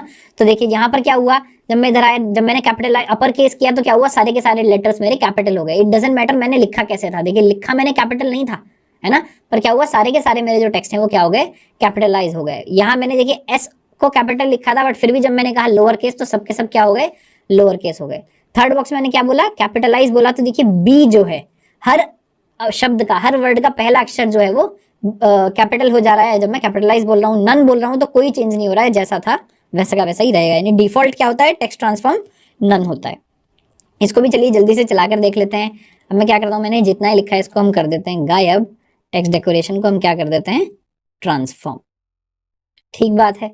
अभी ये हम हटा देते हैं और अपना आईडी जो है लगा रहने देते हैं, दिस इज माई टेक्स्ट, ये अच्छा लग रहा है। अभी स्टाइल में आते हैं दोबारा, और हैश हेड लगा के हम करते हैं टेक्स्ट ट्रांसफॉर्म कैपिटलाइज, ठीक है। इसमें थोड़ा थोड़ा कैपिटल लेटर्स भी हम डाल देते हैं ताकि हम देख पाएं कि फर्क क्या है। मान लीजिए मैंने दिस को दे दिया और माई को मैंने कैपिटल में लिख दिया, ठीक बात है। मैंने सेव किया तो देखिए बाय डिफॉल्ट क्या आ रहा है, दिस इज माई टेक्स्ट। मैंने यहाँ पे कुछ गलत किया है क्या, अच्छा मैंने कैपिटलाइज दिया है, देखिए मैंने कैपिटलाइज दिया तो क्या हुआ, इसका आई कैपिटल हो गया और टी का टी कैपिटल हो गया। यानी उसने इंश्योर किया कि हर वर्ड का पहला जो लेटर है वो कैपिटल हो जाए, बाकी सब एज इट इज रहे जो हुआ। अगर मैं इसको कर देता अपर केस तो क्या होता, देखिए सारे के सारे मेरे अपर केस हो गए हैं। अगर मैं कर दूं इसको लोअर केस तो सारे के सारे लोअर केस हो गए। और अगर मैं करूं इसको नन, है ना, तो देखिए जो जैसा था मैंने जैसा लिखा, माई को कैपिटल लिखा मैंने पूरे को, है ना, और मेरे टी को मैंने कैपिटल लिखा, वो एज इट इज रहा, ठीक है। तो काफी इजी प्रॉपर्टीज हैं ये टेक्स्ट ट्रांसफॉर्म, मतलब देख के एकदम समझ आता है कि ठीक है upper case, lower case, capitalize या नन करना है, तो उसी हिसाब से आपका जो टेक्स्ट है वो चेंज होता हुआ चला जाएगा। उसके बाद आते हैं लाइन हाइट के ऊपर। दोस्तों लाइन हाइट का क्या मतलब है, देखिए यहाँ मैंने कैसे डिफाइन किया है, यहाँ नोट्स में 2 पैराग्राफ्स हमने डिफाइन किए हैं, ठीक है। पहले को हमने आईडी दी है फर्स्ट और दूसरे को हमने आईडी दी है सेकंड। और देखिए यहाँ स्टाइल्स हमने फर्स्ट और सेकंड के डिफाइन किए हैं विद लाइन हाइट्स। मैंने पहले में लाइन हाइट डिफाइन की है सिर्फ 6 पिक्सल और दूसरे में लाइन हाइट डिफाइन की है 30 पिक्सल्स। तो देखिए जब 30 पिक्सल डिफाइन किया है तो कितना कितना लाइनों में बड़ा बड़ा गैप जो है वो बनता जा रहा है। बट जब मैं 6 पिक्सल डिफाइन करता हूं तो देखिए टेक्स्ट जो है वो एक दूसरे के ऊपर चढ़ा जा रहा है, क्योंकि मैंने दोनों लाइनों के बीच में इतना भी गैप नहीं छोड़ा कि टेक्स्ट भी पूरा आ पाए, टेक्स्ट साइज भी पूरा आ पाए। जो लाइन हाइट है वो कैसे डिफाइन होती है, जो भी लाइन है उसके बीच में से एकदम सेंटर में से लाइन ड्रॉ कीजिए, अगली लाइन के सेंटर में से लाइन ड्रॉ कीजिए, इन दोनों के बीच का जो स्पेस है वो क्या होगा, लाइन हाइट होगी। तो यहाँ पर भी देखिए ये अगर मैं लाइन के बीच में डॉट लगाऊं यहाँ पर और इस लाइन के बीच में डॉट लगाऊं यहाँ पर, तो इन दोनों के बीच का जो स्पेस है यहाँ पर हमने कितना डिफाइन किया है 30 पिक्सल्स, और यहाँ हमने डिफाइन किया है सिर्फ 6 पिक्सल। और टेक्स्ट साइज क्योंकि बड़ा है तो क्या हो रहा है, टेक्स्ट एक दूसरे के ऊपर चढ़ रहा है। तो चलिए जल्दी से हम ये करके देखते हैं। यहाँ हम क्या करेंगे, इसको चेंज कर देंगे लाइन हाइट, है ना, और ये हेडिंग हम हटा देते हैं, अपना जो स्टाइल हमने यहाँ डिफाइन किया है ये भी हटा देते हैं। तो हम वही करते हैं जो हमने वहां किया, क्योंकि यहाँ पे मल्टीपल लाइंस पे उनको टेक्स्ट चाहिए तभी लाइन हाइट देखने का कोई मतलब है। तो यहाँ डिफाइन कर लेते हैं हम पैराग्राफ, और इसमें हम डिफाइन कर लेते हैं टेक्स्ट लॉरेम, मान लीजिए 30, है ना। तो काफी सारा मेरे पास टेक्स्ट यहाँ पर हो गया, और इसी को मैं क्या कर लेता हूँ, कॉपी पेस्ट कर लेता हूँ। ठीक बात है। वैसे तो दो में यहाँ दिखाने की जरूरत नहीं है, क्या करते हैं इसी में यहाँ पर हम देख लेते हैं। इसमें हम क्या डिफाइन कर देते हैं, क्लास डिफाइन कर देते हैं, जिसको हम बोल देते हैं आर्टिकल। ठीक बात है। ऊपर आके अब इसका स्टाइल डिफाइन करते हैं। देखिए अभी तो एकदम नॉर्मल आ रहा है, यानी बाय डिफॉल्ट जो लाइन हाइट होती है वो किस हिसाब से होती है, आपके दोनों को ऐड करेगा वो जो टेक्स्ट साइज है, और उसमें थोड़ा सा स्पेस ऐड कर देगा ताकि दोनों लाइन के बीच में स्पेस बना रहे। अब मैंने आर्टिकल डिफाइन किया, अब मैं क्या यहाँ डिफाइन करता हूँ, लाइन हाइट, और मैं देखिए इसके वैल्यूज वैसे भी आप डिफाइन कर सकते हैं, बट मैं चाहूँ तो पिक्सल में डिफाइन कर सकता हूँ। तो मैंने क्या किया, मान लीजिए 15 पिक्सल इसको डिफाइन कर दिया। तो देखिए क्या हुआ, बाय डिफॉल्ट जो स्पेसिंग है वो थोड़ी सी छोटी हो गई है। इसको अगर हमको इंस्पेक्ट करके देखना है, मैं इसको थोड़ा सा बड़ा कर लेता हूँ, यहाँ पे आपको इंस्पेक्ट करके इसको दिखाता हूँ, है ना। तो देखिए अगर हम इसको इंस्पेक्ट करके देख रहे हैं, ऊपर देखिए अब यहाँ लाइन हाइट आ रही है 15 पिक्सल। अब मैं इस लाइन हाइट को बढ़ाना शुरू करता हूँ। देखिए जितना बढ़ा रहा हूँ लाइन के बीच में जो स्पेस है वो बढ़ती मेरी जा रही है। अगर मैं इसको कम करता हूँ तो जब तक टेक्स्ट साइज तक आएगा तब तक तो ये ठीक रहेगा, पर देखिए जैसे ही टेक्स्ट साइज मान लीजिए इस समय यहाँ 11 या 12 पिक्सल टेक्स्ट साइज रहा होगा, जैसे ही मैं उसे छोटा कर रहा हूँ तो देखिए टेक्स्ट एक दूसरे के ऊपर चढ़ता जा रहा है। और जैसे ही मैं 0 पिक्सल करता हूँ तो क्या होता है, देखिए पूरा का पूरा टेक्स्ट एक के ऊपर एक आया जा रहा है, क्योंकि मैंने कहा पहली लाइन और दूसरी लाइन के बीच में 0 का गैप होना चाहिए, 0 पिक्सल का। इसका मतलब लाइंस एक दूसरे के ऊपर ही आनी चाहिए। ठीक बात है। लाइन हाइट उम्मीद करता हूँ आपको यहाँ से इस एग्जाम्पल से समझ आ गई होगी, हमने इतने अच्छे से इसको देख लिया है। अगेन ये चेंजेस क्या है, लोकल है। मैं जैसे ही रिफ्रेश करूंगा तो क्या होगा, जो डिफॉल्ट चेंजेस हैं वो यहाँ पर आ जाएंगे। तो ये हुआ मेरा दोस्तों लाइन हाइट। इसके बाद हम क्या देखेंगे, फॉन्ट। फॉन्ट थोड़ा सा इंपॉर्टेंट है, क्योंकि क्या करता है, काफी लुक एंड फील देता है, काफी सुंदर बनाता है मेरी चीजों को। तो फॉन्ट की जितनी भी प्रॉपर्टीज है, अभी हम फॉन्ट साइज देखेंगे, फिर फॉन्ट टाइप भी देखेंगे, इन चीजों को देखना थोड़ा सा इंपॉर्टेंट है। देखिए अभी तक हमने क्या बात की थी कि हमको हेडिंग टैग्स को जो है वो साइज के लिए यूज नहीं करना है। क्यों यूज नहीं करना है, क्योंकि वो इंपॉर्टेंस के लिए यूज होने चाहिए, हमारा एसईओ स्कोर अच्छा रहे, आपकी वेबसाइट पे जो इंपॉर्टेंट चीजें हैं वो सच में गूगल को भी लगे सर्च करते हुए कि क्या इंपॉर्टेंट है क्या नहीं है। इसलिए हमको हेडिंग टैग्स को किस लिए यूज करना है, सिर्फ इंपॉर्टेंस के लिए यूज करना है। 2 टैग्स हमने और पढ़े थे एचटीएमएल वाली वीडियो में, जिनका नाम क्या था, बिग एंड स्मॉल। पर वहां पर क्या था, बहुत ज्यादा हमारे पास गैप नहीं था, यानी बहुत ज्यादा कंट्रोल नहीं था, या तो मैं टेक्स्ट को बड़ा दिखा सकता था या छोटा दिखा सकता था। यहाँ हम जो फॉन्ट साइज की जो प्रॉपर्टी है उसको यूज करके टेक्स्ट को कितना भी बड़ा छोटा हम कर सकते हैं। तो देखिए यहाँ एग्जांपल हमने क्या किया है, 4 पैराग्राफ डिफाइन किए हैं, चारों में साइज क्या दिया है, 5 पिक्सल, 15 पिक्सल, 25 पिक्सल, 35 पिक्सल। और देखिए साइज पहले वाले में कितना छोटा है, फिर बड़ा होता है, फिर बड़ा होता है, कितना बड़ा यहाँ पर मेरा 35 पिक्सल में साइज जो है वो हो जाता है। तो चलिए जल्दी से इसको चला कर देखते हैं। अगर मैं यहाँ आ जाऊं, इसको हम कर देते हैं फॉन्ट साइज। ठीक है, ये जो मेरा आर्टिकल है इसी में हम साइज डिफाइन करके देख लेते हैं। मैं इसको हटा देता हूँ, क्या कर देता हूँ, फॉन्ट साइज, और यहाँ मान लीजिए डिफाइन कर देते हैं हम 12 पिक्सल। अभी देखिए 12 पिक्सल करके क्या हुआ, साइज थोड़ा सा छोटा हो गया मेरा। दोबारा से इंस्पेक्ट करने आते हैं यहाँ पर, है ना। इसको मैं फिर से आपको थोड़ा सा बड़ा करके दिखा देता हूँ। देखिए ये मेरा हो गया। अब यहाँ साइज आ रहा है 12 पिक्सल। मैं साइज को बढ़ा रहा हूँ तो देखिए साइज धीरे धीरे धीरे धीरे कितना मेरा बड़ा होता जा रहा है। अगर इसको थोड़ा सा और स्पेस दें टेक्स्ट को, है ना, ताकि पर स्टाइल मेरा फिर भी ऊपर रहे। ये 32 पिक्सल, मैं कितना बड़ा इसको कर सकता हूँ, जितना बड़ा मेरा मन करे मैं टेक्स्ट को उतना बड़ा कर सकता हूँ। अभी देखिए 100 पिक्सल साइज पहुंच चुका है मेरा। लॉरेम जो है वो एक सिंगल वर्ड भी मेरा लाइन में फिट नहीं हो रहा है। और इसको मैं अगर कर दूं 5 पिक्सल सडनली, तो देखिए टेक्स्ट कितना छोटा हो जाएगा, 4 पिक्सल, 3 पिक्सल, 2 पिक्सल, 1 पिक्सल में देखिए कुछ भी दिखाई नहीं दे रहा है। 0 पिक्सल करेंगे तो टेक्स्ट गायब हो जाएगा, क्योंकि मैं कह रहा हूँ एक भी पिक्सल ना ले टेक्स्ट तो मेरा टेक्स्ट दिखेगा ही कैसे, है ना। तो उम्मीद करता हूँ ये बहुत जल्दी आपको समझ आ गया होगा, कोई टफ चीज नहीं है। फॉन्ट साइज में हम क्या करेंगे, बस फॉन्ट साइज डिफाइन करेंगे किसी भी चीज के लिए, किसी भी सिलेक्टर के लिए, और उसको पिक्सल्स में हम डिफाइन कर सकते हैं। ये हुआ दोस्तों मेरा फॉन्ट साइज। उसके बाद आएंगे फॉन्ट वेट के ऊपर। फॉन्ट की दूसरी प्रॉपर्टी क्या है? Font weight. वेट देखिए, वेट की वैल्यू कहां से कहां तक चलती है, अगर आप नोट्स में देखेंगे वेट्स की वैल्यू चलती है 100 से लेके 900 के बीच में। वेट का क्या मतलब है? वेट का मतलब, जैसे अगर आप शाब्दिक अर्थ भी देखें यानी वर्ड का मतलब भी देखें यानी भारीपन, है ना। वेट का क्या मतलब होता है? वजन, कितना भारी है। तो देखिए टेक्स्ट में वजन लगे, जब मैं 100 पे डिफाइन करता हूं तो देखिए टेक्स्ट मेरा एकदम नॉर्मल आ रहा है। 400 पे डिफाइन करता हूं तो थोड़ा और मोटा, थोड़ा और ब्लैक आ रहा है यानी, और मैं 600 तक जब पहुंच रहा हूं तो काफी ब्लैक हो गया, और 900 पे एकदम मोटा यानी मेरा बोल्ड आ रहा है। जिस चीज को आप नॉर्मली बोल्ड या नॉर्मल करके डिफाइन करते हैं उसके आप डिफरेंट डिग्रीज भी दे सकते हैं। बस आप ये समझ लीजिए, यानी फॉन्ट वेट में हम क्या दे सकते हैं? 100 से लेकर 900 तक अलग अलग फॉन्ट वेट हम यहाँ पर डिफाइन कर सकते हैं। ये क्या होता है? कंट्रास्ट बनाने के लिए, दो टेक्स्ट के बीच में अगर मेरे को किसी को इंपॉर्टेंस दिखानी है, किसी को नहीं दिखानी है, तो मैं क्या यूज कर सकता हूँ? फॉन्ट वेट यूज कर सकता हूँ। तो मान लीजिए साइज में ही हम यहाँ क्या ऐड कर लेते हैं? वेट। टेक्स्ट तो मेरा डिफाइन है ही, मैं क्या करता हूँ यहाँ? फॉन्ट वेट भी डिफाइन कर लेता हूँ। देखिए फॉन्ट वेट की वैल्यू क्या दिखा रहा है? 100, 200, 300 आप कितनी सेट कर सकते हैं? 900 तक सेट कर सकते हैं। उसके अलावा आप डायरेक्ट टेक्स्ट से भी सेट कर सकते हैं। बोल्ड, देखिए बोल्ड का नीचे क्या मतलब दिखा रहा है यहाँ पे? कह रहा है बोल्ड का मतलब है 700। ठीक है, जब आप बोल्ड डिफाइन करते हैं किसी चीज को तो 700 होता है।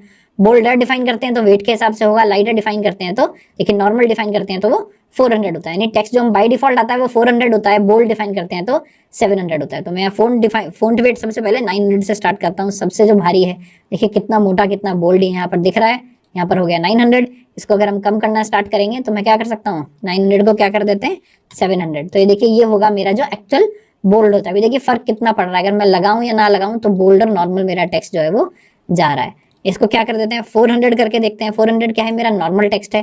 देखिए एकदम नॉर्मल टेक्स्ट आ गया। 100 करेंगे तो और ज्यादा लाइट हो जाएगा, और इतना ज्यादा फर्क देखने में समझ नहीं आ रहा है, बट एकदम लाइट एकदम नॉर्मल टेक्स्ट हो गया है। बहुत ज्यादा अगेन ये यूज नहीं होता है, क्योंकि अगेन जैसा आपने देखा बहुत ज्यादा फर्क देखकर समझ नहीं आता है। ठीक है, तो जनरली लोग अगर डिफरेंस पैदा करना होता है तो कलर के बेसिस पर करते हैं, कलर थीम्स में करते हैं, ना कि सिर्फ वेट के बेसिस पर। उसके बाद हम आते हैं फॉन्ट स्टाइल के ऊपर। ठीक है, फॉन्ट स्टाइल का क्या मतलब है? इटैलिक, ऑब्लिक, नॉर्मल, ये 3 स्टाइल हम यहाँ पर यूज कर सकते हैं। इटैलिक आपको पता है थोड़ा सा टेढ़ा जो है वो टेक्स्ट दिखने लगता है। जनरली किस लिए यूज होता है? कहीं पर अगर आपको किसी को कोट करना है, किसी और का स्टेटमेंट है जो आप कहीं लिख रहे हैं आर्टिकल्स में जनरली, तो उसको इटैलिक करके लिख दिया जाता है, ताकि देखते ही पता चल जाए कि ये जो राइटर है उसके व्यूज नहीं है, किसी को उठाकर एज इट इज कोट कर रहा है। तो उसमें क्या करते हैं? जनरली कोट्स के अंदर डाल देते हैं उसको और इटैलिक कर देते हैं। तो मेरे को अगर टेक्स्ट में कहीं पे भी थोड़ा सा स्टाइल चाहिए तो मैं क्या कर सकता हूँ? टेक्स्ट को इटैलिक कर सकता हूँ। ऑब्लिक का भी सिमिलर मतलब होता है। देखिए ऑब्लिक में भी टेक्स्ट मेरा थोड़ा सा टेढ़ा जो है सिमिलर दिख रहा है। और नॉर्मल जो है, नॉर्मल का मतलब है मेरा टेक्स्ट एकदम जो नॉर्मल है वो रहेगा। तो जल्दी से देखिए फॉन्ट स्टाइल को भी यहाँ पर लगाकर देख लेते हैं। मेरा फॉन्ट वेट तो है ही, मैं मान लीजिए क्या लगाता हूँ? Font style. और जैसे ही मैं इसको करूंगा इटैलिक तो देखिए क्या होगा? 100 को जो है हटा देते हैं, मैं सेव करूंगा तो देखिए मेरा पूरा का पूरा टेक्स्ट क्या हो गया?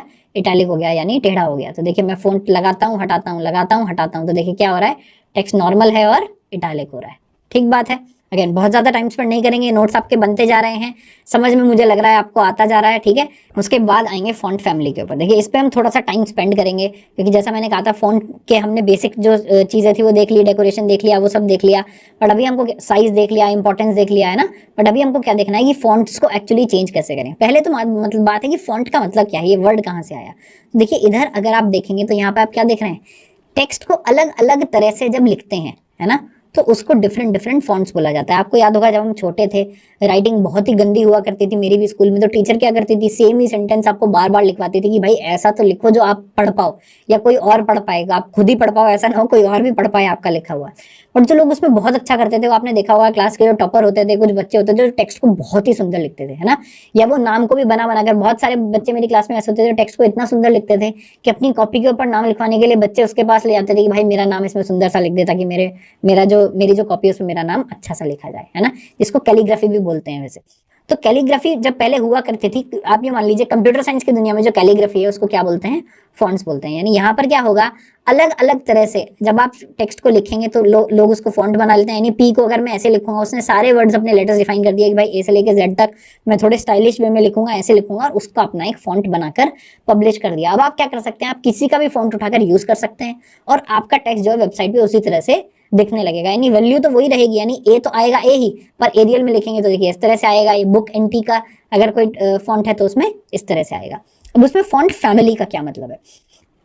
क्या होता है? सिमिलर स्टाइल्स को एक तरह की फैमिली में बांध दिया जाता है। क्योंकि देखिए क्या हो सकता है, जब आप अपना कोई फॉन्ट सेलेक्ट करके अपना वेब पेज बना दें, हो सकता है उस ब्राउजर को वो जो फॉन्ट है वो रन टाइम पे ना मिले, उस ब्राउजर के पास वो फॉन्ट हो ही ना, तो वो क्या करे, तो उसके लिए हम क्या करते हैं, फॉन्ट फैमिलीज बनाते हैं। फॉन्ट फैमिली का क्या मतलब होता है, सिमिलर टाइप के, सिमिलर स्टाइल्स के जो फॉन्ट है उन सबको एक क्लास में कर दिया जाता है, ठीक है। बाकी हम इसको इंटरनली देखेंगे अंदर जाकर, पर अभी आप ये समझ सकते हैं ये सब हमारी फॉन्ट फैमिलीज हैं जो एक जनरल स्टाइल बनाती हैं। उस फॉन्ट फैमिली के अंदर भी फिर थोड़े थोड़े वेरिएशन वाले काफी सारे फॉन्ट्स मेरे हो सकते हैं, ठीक है। तो इसका यूजेज क्या होगा, जहां पर हमको फॉन्ट अलग अलग तरह से दिखाना है वहां हम इसको यूज कर सकते हैं। फॉल बैक मैकेनिज्म का क्या मतलब है, फॉल बैक मैकेनिज्म का ये मतलब होता है, जैसे आप ये डिफाइन कर सकते हैं, जब आप फॉन्ट डिफाइन कर रहे हैं कि भाई ये फॉन्ट यूज करना, अगर ये आपको रन टाइम पे ना मिले तो काम करना ये वाला यूज कर लेना, यानी आप मल्टीपल ऑप्शंस देते हो कि मेरी फर्स्ट प्रेफरेंस ये है, अगर ये नहीं मिलता है तो ये वाला यूज कर लेना, ये भी नहीं मिलता है तो ये वाला यूज कर लेना, यानी फॉल बैक, यानी जैसे फॉल बैक मैकेनिज्म होता है ना, उसी तरह से ये है। यानी फॉल बैक मतलब अगर ये ना मिले तो फॉल बैक कर लेना दूसरे पे, जैसे आर्मीज के लिए भी बोला जाता है ना, एक पोस्ट होती है, अगर आप वहां लड़ नहीं पा रहे हैं, नहीं हो पा रहा है, तो फॉल बैक करके उससे पिछली पोजीशन पर आ जाइए, फॉल बैक करके उससे पिछली पोजीशन पर आ जाइए। तो यहाँ भी यही है, अगर मेन फॉन्ट नहीं मिला तो फॉल बैक करके एक लेवल पीछे आ जाएंगे, वो फॉन्ट ट्राई करेंगे, वो भी नहीं मिल पा रहा है, वो उससे पीछे वाला ट्राई करेंगे। तो ये होता है हमारा फॉल बैक मैकेनिज्म।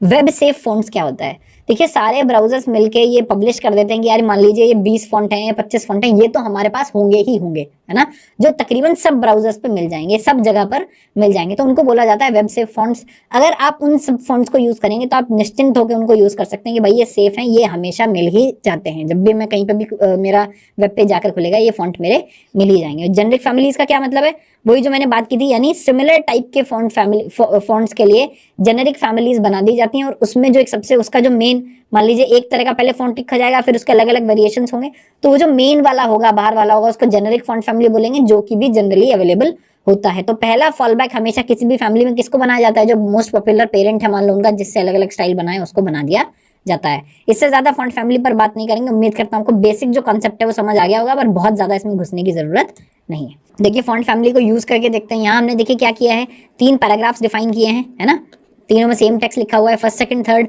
स्टाइल में अगर आप आके देखेंगे तो देखिए यहाँ पर फॉन्ट फैमिली डिफाइन किया है, फॉन्ट फैमिली प्रॉपर्टी डिफाइन किया है। देखिए हम यहाँ क्या बोल रहे हैं कि भाई एरियल कर दीजिए हेल्वेटिका सैंस सेरिफ, यानी पहली ऑप्शन ये, फिर ये, फिर ये।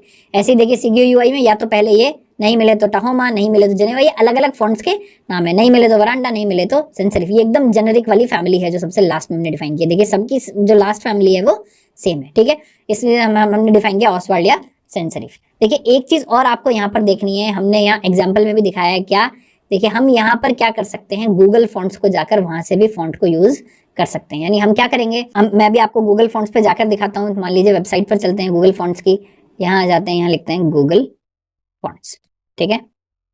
ये देखिए गूगल फॉन्ट्स एक फ्री वेबसाइट है, यहाँ पर आप आकर डिफरेंट डिफरेंट फॉन्ट्स का मजा ले सकते हैं, डिफरेंट डिफरेंट फॉन्ट्स को देख सकते हैं। मान लीजिए ये डांसिंग स्क्रिप्ट, ये फॉन्ट हमको अच्छा लग रहा है, हमको ये यूज करना है, तो क्या करिए, इस पर क्लिक करिए, यहाँ पर आकर आप ये फॉन्ट सेलेक्ट कर लीजिए। उसके बाद आपको क्या करना है, एकदम शॉपिंग कार्ट की तरह यहाँ आएंगे, ये आपको दिख रहा है डांसिंग स्क्रिप्ट, यहाँ पर दिख गया, आपने सेलेक्ट किया है। उसके बाद ये दिखा रहा है आपको लिंक कैसे करना है, ये उठाकर डायरेक्टली हम यहाँ से कॉपी कर लेंगे, यानी हमको डाउनलोड करने की कोई जरूरत नहीं है, हम अपने वेब पेज में इसको डायरेक्टली लिंक कर देंगे। जैसे हमने क्या किया था, एक्सटर्नल स्टाइल शीट को लिंक किया था, हम अपने CSS फाइल्स को लिंक कर रहे थे, ऐसे हम यहाँ इसको भी लिंक कर देंगे और ये फॉन्ट जो है वो चलना शुरू हो जाएगा। तो मान लीजिए मैंने इसको लिंक कर लिया, उसके बाद वापस आ जाते हैं यहाँ। मान लीजिए अभी हमको फॉन्ट वेट की जगह क्या देखना है, फॉन्ट फैमिली देखना है ना, तो हम देखते हैं फॉन्ट फैमिली।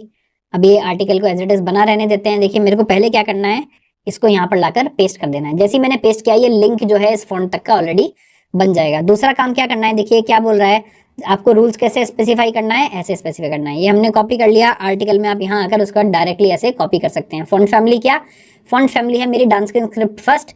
अगर कुछ डाउनलोडिंग में प्रॉब्लम हो, कुछ भी हो, तो क्या हुआ, ये हमने इसकी जो फॉल बैक है वो डिफाइन कर दिया, यानी कर्सिव। अब देखिए जैसे ही मैं इसको सेव करूंगा तो देखिए टेक्स्ट मेरा क्या आ गया, जो फॉन्ट हम वहां देख कर आए थे उसी प्यारे से टेक्स्ट में मेरा पूरा लॉरम का जो टेक्स्ट है वो आ गया। तो इस तरह से आप गूगल फॉन्ट्स को यूज कर सकते हैं। जो भी फॉन्ट आपको अच्छा लगे वहां जाकर उसका लिंक उठा लीजिए। गूगल फॉन्ट्स के अलावा और भी बहुत सारी वेबसाइट्स हैं जहां से आपको फ्री फॉन्ट्स मिल सकते हैं, है ना, उसका लिंक लीजिए और डायरेक्टली यहाँ आकर अपने लिंक का जो जगह है, लिंक हेड के अंदर लिंक में उसको पेस्ट कर दीजिए और उसके बाद उसका जो फॉन्ट फैमिली है वो जैसे ही आप डिफाइन करेंगे वो आपको यहाँ पर दिखने लगेगा। देखिए हम इसको इंस्पेक्ट करके भी देख सकते हैं, स्पेस थोड़ा कम बचा है यहाँ पर।